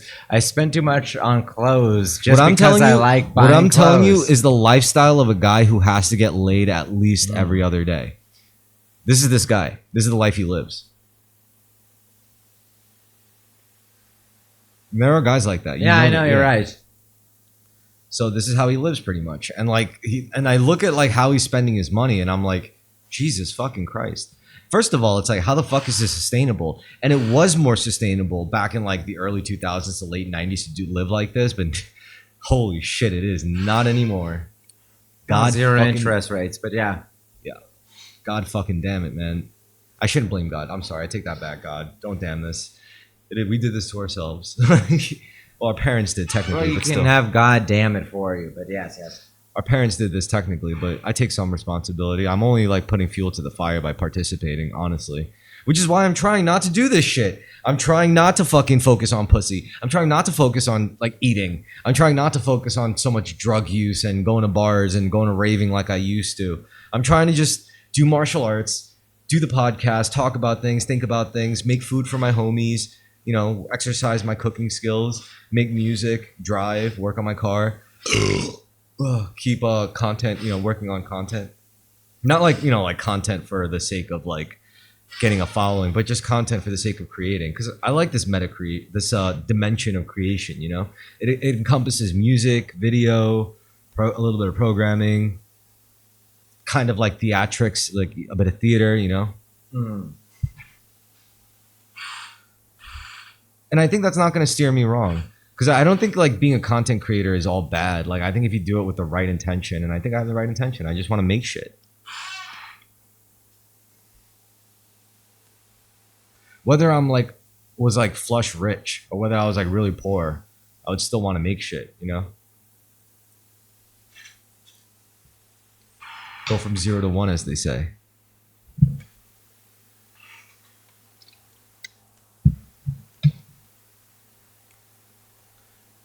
I think that could be a valuable outlook, right? Yeah. Andrew Yang said something that really stuck with me once. He was like, "Smart people build things," and I was like, "Wow, Andrew Yang, that was the smartest Chinese motherfucking thing you've ever said." You know, like.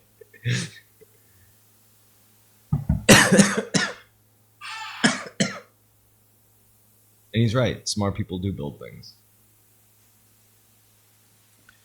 And since that quote, like I've kept certain quotes, other quotes, and that just stuck to me too. They were like, "Oh, music is frozen architecture." No. Wait, music is liquid architecture. Architecture is frozen music. I like that one. I'm running to the bathroom. I'll be right back. Go for it.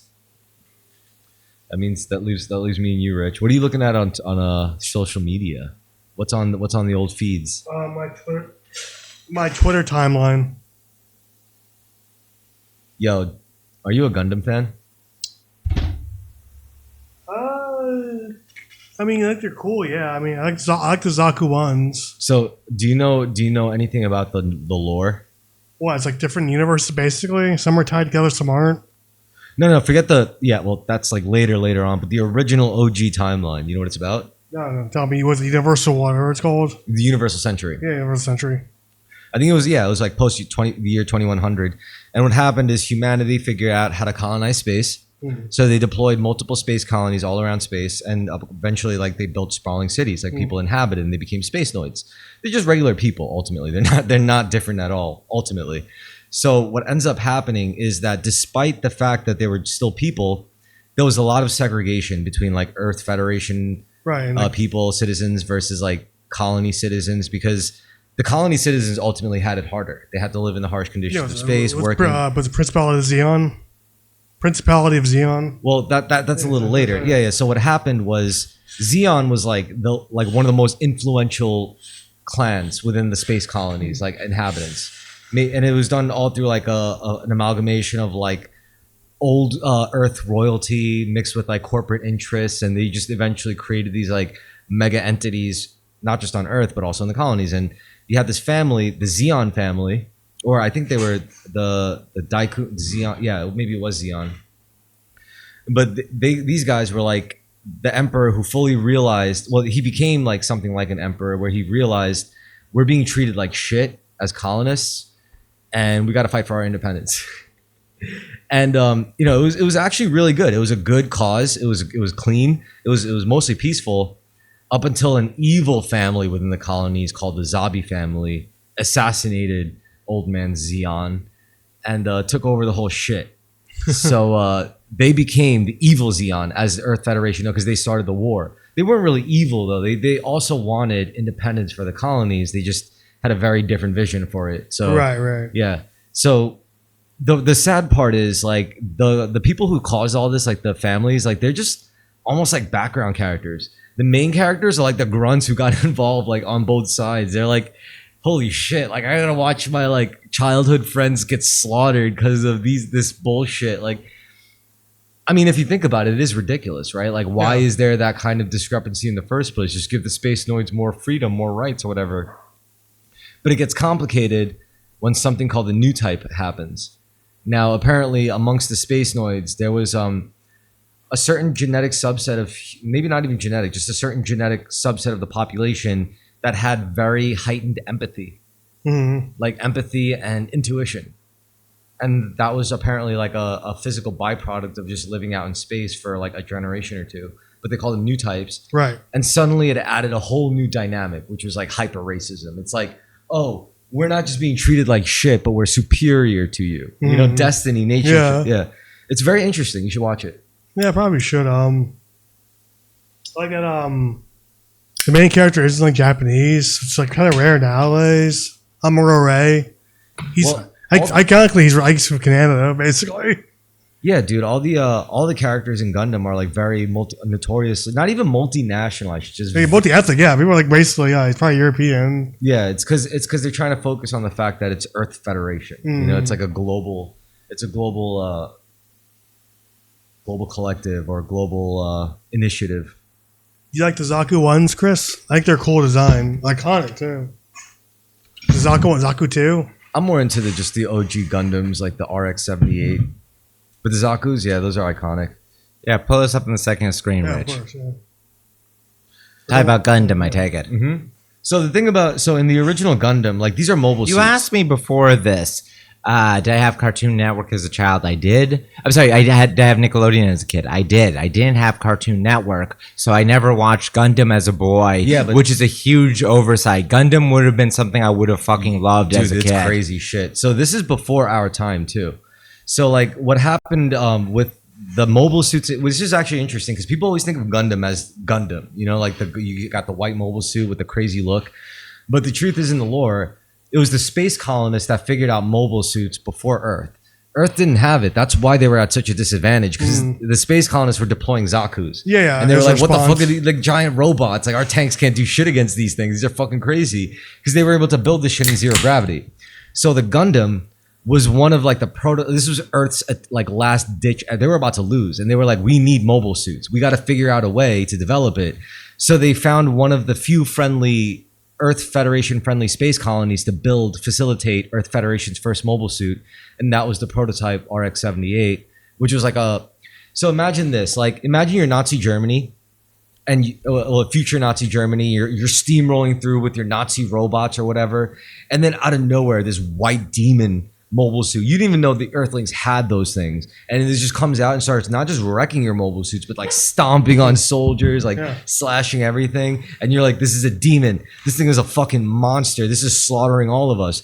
And then you look in the cockpit and some teenager, he's like crying. He's like, I don't know what I'm doing. What am I supposed to say? I don't want to die. I like that even though the mobile suits are like objectively superior, you can you can close the gap like in a Zaku if you're good enough pilot. I always like that touch. What I like is they explain that too. So the idea was that Earth was only able to facilitate the development of their prototype Gundam because corporate forces were like, they didn't have a side. The corporations who were ultimately responsible for the mobile suit technology, they were like, the space colonists are getting a little too successful in their war. And for us to stay in business, we need this war to keep going. So they gave Earth the resources to develop the Gundam. It's crazy shit. You would have loved this shit. You got to watch like. Man, I should. Whatever. I like can the still model, watch dude. it and enjoy it. Yeah, hell's yeah. I'm just saying that without whining about it, when I was a boy, this would have been something that would have been incredibly appealing to me. But there would have been a very, like, the problem with boys watching this show, there was a severe cognitive dissonance that broke a lot of people in weird ways. Some of them became perverts because of it. But the truth was, like, you watch these Gundam shows and they're like, the robots are so sick. You're like, this is fucking awesome. But then you like pay attention to the story and like this is horrible. Like these teenage kids are going through like war crimes and shit, and you're like, what the fuck? That would have been so appealing to me as a kid because I loved war stories and I loved bleakness. As a kid, I loved depressing stories. But that's the great irony of Gundam, right? It attracts such a wide fan base because the robots are so sick. But if you pay any attention at all to the stories, it's literally talking about how horrific that, you know, this stuff really is. Because like you see it and it's, you know, you would think it's just robot battles. Yeah, awesome. And then you see like a kid blowing up a robot and like a fleshy arm just slams against like the camera. I love that shit as a kid. As a kid, I went nuts for that kind of brutality. And yes, me too. I'm not gonna lie, but what I would expect is for the protagonist to just shrug it off and be a badass, be like, huh. But instead, it was like some teenage shithead. It was annoying too. It wasn't just like interesting. It was actually annoying to see like these It's like shut the fuck up, Amuro. Just quit your bitching. But then like you really like pay attention to it, and you're like, you can't blame him. You know, you watch it as an adult. You're like, wait, this kid's 14 years old. He's killed a guy like older than him. Yeah. It's fucked up. It's very Japanese, very obviously World War II psychologically related. And there's also like the hilarious like cultural discrepancies where it's like there was like this love triangle between Char, Amuro, and like this Indian girl named Lala. And Lala dies and Char goes, no, she could have been a mother to me. And everyone was like, what the fuck are you talking about? And apparently, like, Tomino or whoever the guy was had to, like, go through this lengthy exposition or this monologue about how, like, yeah, what I meant, and it was just weird. It didn't make sense. And I was just like, this is just weird shit. So, yeah, I like Gundam. I like Gundam a lot. The mommy complex. Oh, you're a fan of the... It's, you know, certain franchises... Yo, Richie, look up Xeon uniform. You know what it is? There were space Nazis. The Xeon forces. It's very... That's what's awesome. They were literally... It's interesting as a boy. Sorry. These franchises, these universes, so often are based on what's like... Yeah, 100%, bro. Hugo Boss could have made this shit. Yeah, look at that. Look how hard that flexes, bro. Yo, are you serious? Come on, that is straight. All right, now look up Earth Federation uniforms. Dorky as shit. Earth Federation Gundam uniform or Gundam Earth Federation uniform. You love having a lot of nitty little details, different model cars, different colors. It's a very... Women do it too, but Brazilian flag. Oh yeah, because the base, I think it was the Jabra base was in Brazil. Yeah, look at it. This is not as flexing as this. That's sick. This is some like Star Trek UN. I love that too. Yeah, I love both of them. I love those uniforms. Who would you? Well, we would obviously have to side with Earth Federation. Even though what I loved about Gundam is they made sure to show you how corrupt and scummy like both sides were to the little guys. You know, that was the idea. It's like we sacrificed the little men so that we could win the greater war, which never fucking ends. It's like showing World War II as being more like World War One with heroic figures. Yeah, giant robots and heroic figures on both sides is very appealing to the Japanese. The Germans were guilted into never having revisionist World War II stories. Japan can have revisionist World War II stories in a way Germany can't. Because they were the little guy ultimately in the whole thing. They're the fly on the wall, so they're allowed to just rewrite it however. I mean, a huge part of World War II is Japan. It's Japan versus China, a lot of it, and then Japan versus America. Also, the huge part of Japan versus America was getting nuked. Which changes the dynamics. They reflected in Gundam because there was a part in the lore where the Xeon forces managed to drop a space colony, an entire colony, onto Earth. And you know where they dropped it? It's awesome, by the way. Melbourne, Australia. It's classic Gundam lore. They dropped it in Sydney, Australia. Which is a nice third choice that isn't like too close for anyone. It's so funny. It's memed as hell. Like it's like yo, let's just drop a space. Let's fuck up Australia of all countries. Yeah, I think they were aiming for Brazil and they ended up hitting Australia, which is epic in itself. That's really funny. So yeah, Gundam. It'd be really interesting if Germany could have was allowed to have revisionist World War II stories. They are, aren't they? They do it with Godzilla. Germany. Okay. I thought you said Japan. Sorry. No, it's okay. Germany, because of the Holocaust, Germany is permanently guilt tripped about World War II. Yeah, I'm and sick. they can't have their revisionism, I'm whereas sick of Japan can. There's just one-sided movies where Nazis get like wholesale slaughtered, by like American action stars, and I'm like, Even in sci-fi novels, which is a lower barrier to entry, like Harry Turtledove's World War is one of the few things I can think of as Nazis finding themselves unexpectedly kind of as the good guys is Harry Turtledove's World War, where an alien invasion happens during World War II and Germany has a bunch of early successes against them. That's and funny. Nazi Germany Save joins. the world. No, they just joined the human coalition against the aliens. But even then, the villains of the first book end up being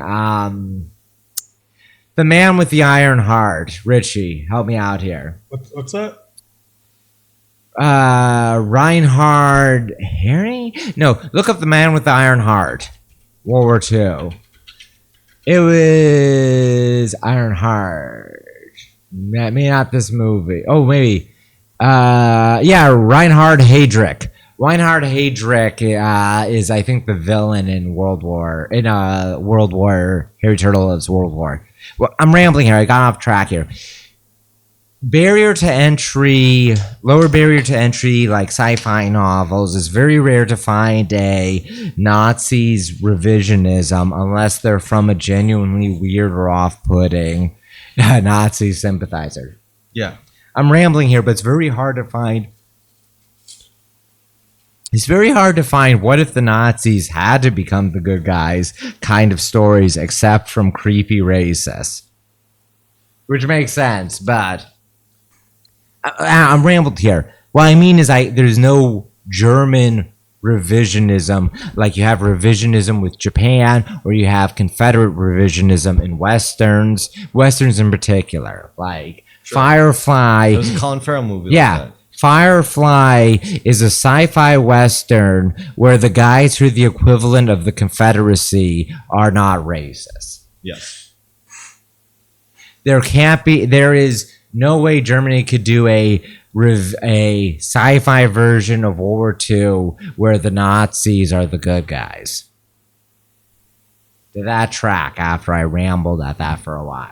I could pull it off. So here's my idea for such a movie. Mhm. In some nondescript concentration camp, you had these Nazis who just want to be home, but they're doing their concentration camp shit. And then within that concentration camp, there was this one particularly kooky secret scientist. He figured out a zombie serum, and then a zombie outbreak breaks out. And the main crew, the cast of characters, are Nazis, but they have to make eventually they have to kill all the Jewish zombies that happened at the camp. They have to kill themselves. Oh, okay. Even that. Okay, go on. So the idea was we could use this serum to win this war. We're losing. It's like, and then the choices they make was, but if we let this kind of thing go, okay. this is going to end the world. So we have to let it die with us and destroy the whole facility, and we're going to die with it because we have no choice. And then they do that, and then that will be a movie about a group of Nazis who are heroes. Oh, this is so bold. I really like the idea of Nazis saving the world. also, they're saving the world. Presumably, they're mostly going to be shooting Jewish zombies, correct? Yeah. Okay. So they save the world by shooting Jewish zombies and then sacrificing themselves to make sure the serum doesn't get out. I really like this concept, man. This is a great concept. And historic, guess what? No one will ever know. No one will ever know our names as heroes. It's just written down as a horrible. And then the subtitles, you see a beautiful German man like ready to die. He's like, "Schreib," in the subtitles, he's like, no one will ever remember us for this. It's okay. They nod. It just ends with like a text reel saying the empty concentration camp was liberated by the Soviets, who then unfairly blamed the Nazis for shooting all the Jews. Or this one group of Nazis. They have to make these specific. This would be a good idea, right? No. The guys who are the heroes go down in history as being some of the worst butchers of the Holocaust. They're some of the most hated Holocaust genocideers, but actually they're the heroes. Yeah. And you see like the Jewish zombies scenes, like They're be a pressing their hand through the steel grate and it's forming a Star of David. Dude, this would be a good action horror movie, to be honest. Yeah. Who could pull it off as a director, honestly? Christopher Nolan? No, he's too precise, not campy enough. Steven Spielberg. Hell yeah. He's the only one with the rights. No, Eli Roth. Okay. Eli Roth is like would be the only person like it would be gory and wry and like only you have to have a Jewish director to get away with this shit. But there's one problem though. Like you'd have to either make the movie only one problem. You'd have to make all the guys like either speaking German with subtitles, or it would have to be like a bunch of Germans implied speaking German, but they're really speaking English for the movie. Latter. It has to be the latter. Yeah. It's annoying when they do that. I don't mind it. Like, I don't mind it that much if it's an American production and, you know, it's just implied they're speaking another language, but all their lines are in English. What they could do is they could make the main crew speak German with English subtitles, and then they have a Jewish character that speaks English. Actually, all the Jewish zombies, they speak with like a Brooklyn Jewish accent in English. They all just sound like Larry David. Be well, be well. Yeah, they're just chanting things like that. Oh my god. Shalom, shalom. Yeah. This would be a great movie. Mm-hmm. Also, it should be noted, honorable mention to that Brad Pitt zombie movie where like the most epic scenes. World War Z? Yeah, it took place. Are in Israel? Yeah. Isn't that just Max Landis's Israeli bias or pro-Israeli bias? What, a bunch of zombies, like brown zombies, just fucking yeah, a human ladder over the wall to just take over the chosen people's holy land? Yeah. The dead. And then Brad Pitt gets to chop off an IDF mommy's hand. That was a very provocative movie. Now we got 28 weeks later coming up, another throwback. 28 years later. Sorry, 28 years later. Weeks Later was not Danny Boyle, and from what I recall, it was incredibly mediocre. Yeah, it had good actors, though. Yeah, okay. I've heard very good things about 28 years later, but yes. We skipped 28 months later. We shouldn't have done 28 months. Oh, yeah. Was there? No. We had 28 days, 28 weeks, and 28 months. That's how I would imagine. Oh, you know who would have to do that Nazi zombie movie? It would have to be a British director. Sacha Baron Cohen. Yeah. He's also playing all of the concentration camp Jew zombies. Oh my god. I'm into it though. I should be making movies, man. I should be producing movies. You know what? I promise if I ever win the lottery or gain a large sum of money, I'm gonna direct it towards making movies. You gotta help me. Yes, gladly. Richie, would you help me in this endeavor? Yeah. We gotta make some movies, man. And we don't have to make like full-length feature films. We could start small. We could make like 30-minute length. Well, we're just describing sketches, so yes. No, a sketch is like 5 minutes. I'm Yeah, saying like true. a real narrative. Yeah. I know how to splice scenes. I know how to transition. How are you doing on time, Richie? Yeah, just drag the window up a little bit. We're Almost almost, 2 hours. we're almost there. Okay, so closing statements. We're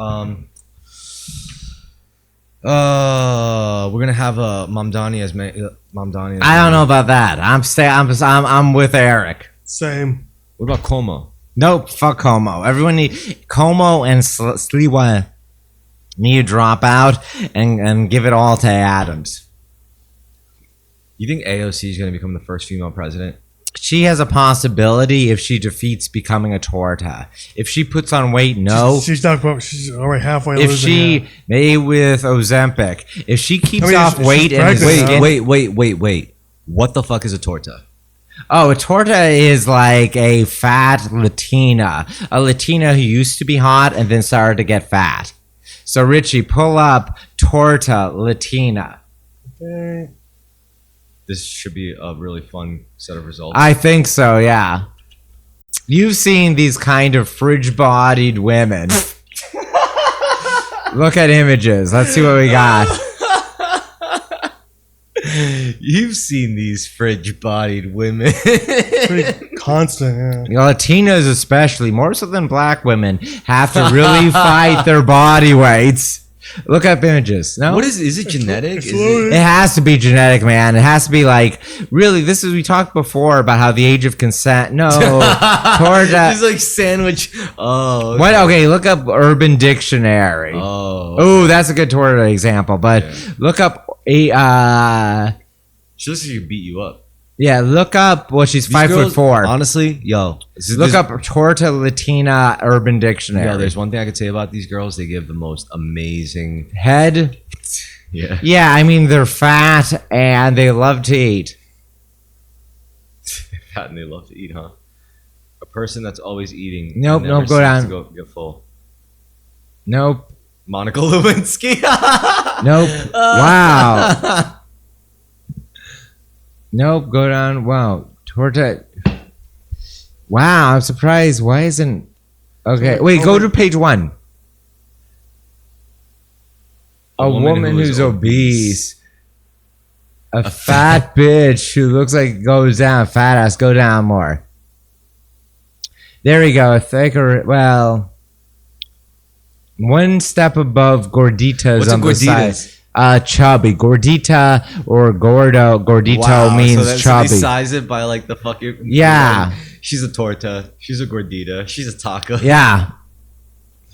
She's a little quesadilla. Well, anyway, yeah, it's a Latina who's Alright. putting on So, weight. okay. So bottom line, AOC. If she doesn't become a torta, she could become president. She should also have kids. She has to lose weight and she has to have kids, and then she can become president. All right, on that, I'm going to say, listen, the stupidest bitch in the world is out there right now having 10 kids, while real feminist icons have like one lesbian daughter in college who hates her guts. What does that tell you? Real feminist genes are getting nuked out of the gene pool. Yeah, we're in a great selection effect event due to birth control, modern economy. I think it was intentional. I think it was by design. I don't know whose design. I'm not gonna say Jews. I'm not gonna say reptilians. I'm not gonna say the Illuminati. Eventually, it hits everyone. Africa is going to pull up ahead for a while, but will probably balance out. Even if, in 1900, 30% of the world's population was white. Now it's like 15% because you have to count significant parts of Latin America. But if you exclude Latin America, it's like 8%. Africa, like Europe, used to be 3 times Africa's population. Africa's population totals are definitely inflated. They're kind of bullshit. But now Africa is like 2 or 3 times higher the population than Europe. This is a normal Wignat. I'm not panicking about it. I'm just saying that these differing birth rates will have... Everything will work its way out eventually, but there's a crunch we're going through. There's a great die-off of huge genetic legacies. And also, we're going to war with Mexico. Trump said it. He said we're sending troops there. And we agree. If I recall correctly, the Terrorist podcast is pro-war with Mexico. No, I'm not. We are not pro. I'm pro-war with Mexico. No. We are pro-annexation of Mexico. Oh, good point. Annexation of Mexico. Yes, that you're could right. happen without war. That's true. Whatever. We should annex Mexico. We're in favor of it. And Canada. We should create the Canada, United States, and Mexico Federation called the CUM. Yes, exactly. Come. The cum. Come is meant to be. Like, there's a whole lot of Americans who are living under Canadian rule right now. They're natural-born Americans.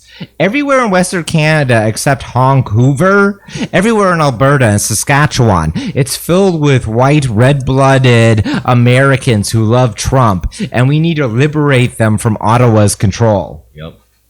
Either way, we're gonna become one nation, all of North America. Come, Yeah. CUM. We're gonna be and we're gonna be the most powerful continent, not just a country. We're gonna be the most powerful continental union in the world. Any closing statements, guys? What if we just annex the middle of the red state parts of Canada, and then Toronto can exist and Quebec can exist on their own? No, we got to take all of it. Taking all of it makes sense, but You're right. So you know what? All right. So it'd be better for the Republicans if we only annex Saskatchewan and dude,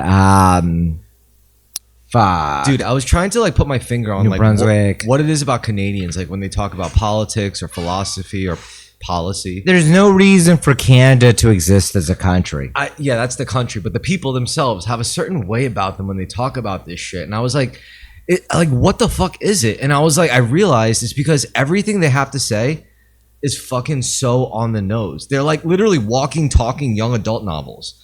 It's like every time you talk to a Canadian about anything serious, you have to expect like werewolves and vampires to come out. Like, dude, what the fuck? It's like they're like hobbits, you know? It's like talking to a fucking hobbit. Canada is a very Reddit country. They're like, yeah, like what these people don't understand is that friendship is the true value of life. And they're like talking to me as if they're blowing my mind. I'm like, yeah, I mean, I don't want to be a dick. Like, I don't want to be like, no, you're wrong. But it's just like, why don't you just write the next Harry Potter book? Like shit. I appreciate them though, because they give Alberta and Saskatchewan should join America for sure. They're just Midwesterners. Those were the states. I did not look at my phone. I had to search my memory to remember the states or provinces of Canada that should join America for sure. Okay, so I have something to close on, by the way. Go ahead. Okay, so since we're planning the Miami trip, which is going to happen, we should also kind of, you know how like when they're making Grand Theft Auto 6, they kind of plan for Grand Theft Auto 7. Let's kind of plan for like a trip to Canada, like a road trip to Canada. The Great White. It's been a long time since I went to Canada. You want to go to Quebec? I want to go to Toronto, maybe. Oh, I love Toronto. I heard Quebec is full of pieces of shit. Yeah, I know. Yeah. I've never been to Quebec though, and I'd like to go. All right, we could do it. Anyway, what about you, Rich? You got any closing statements before you click us off? No. All right. Good night, everybody. Good night.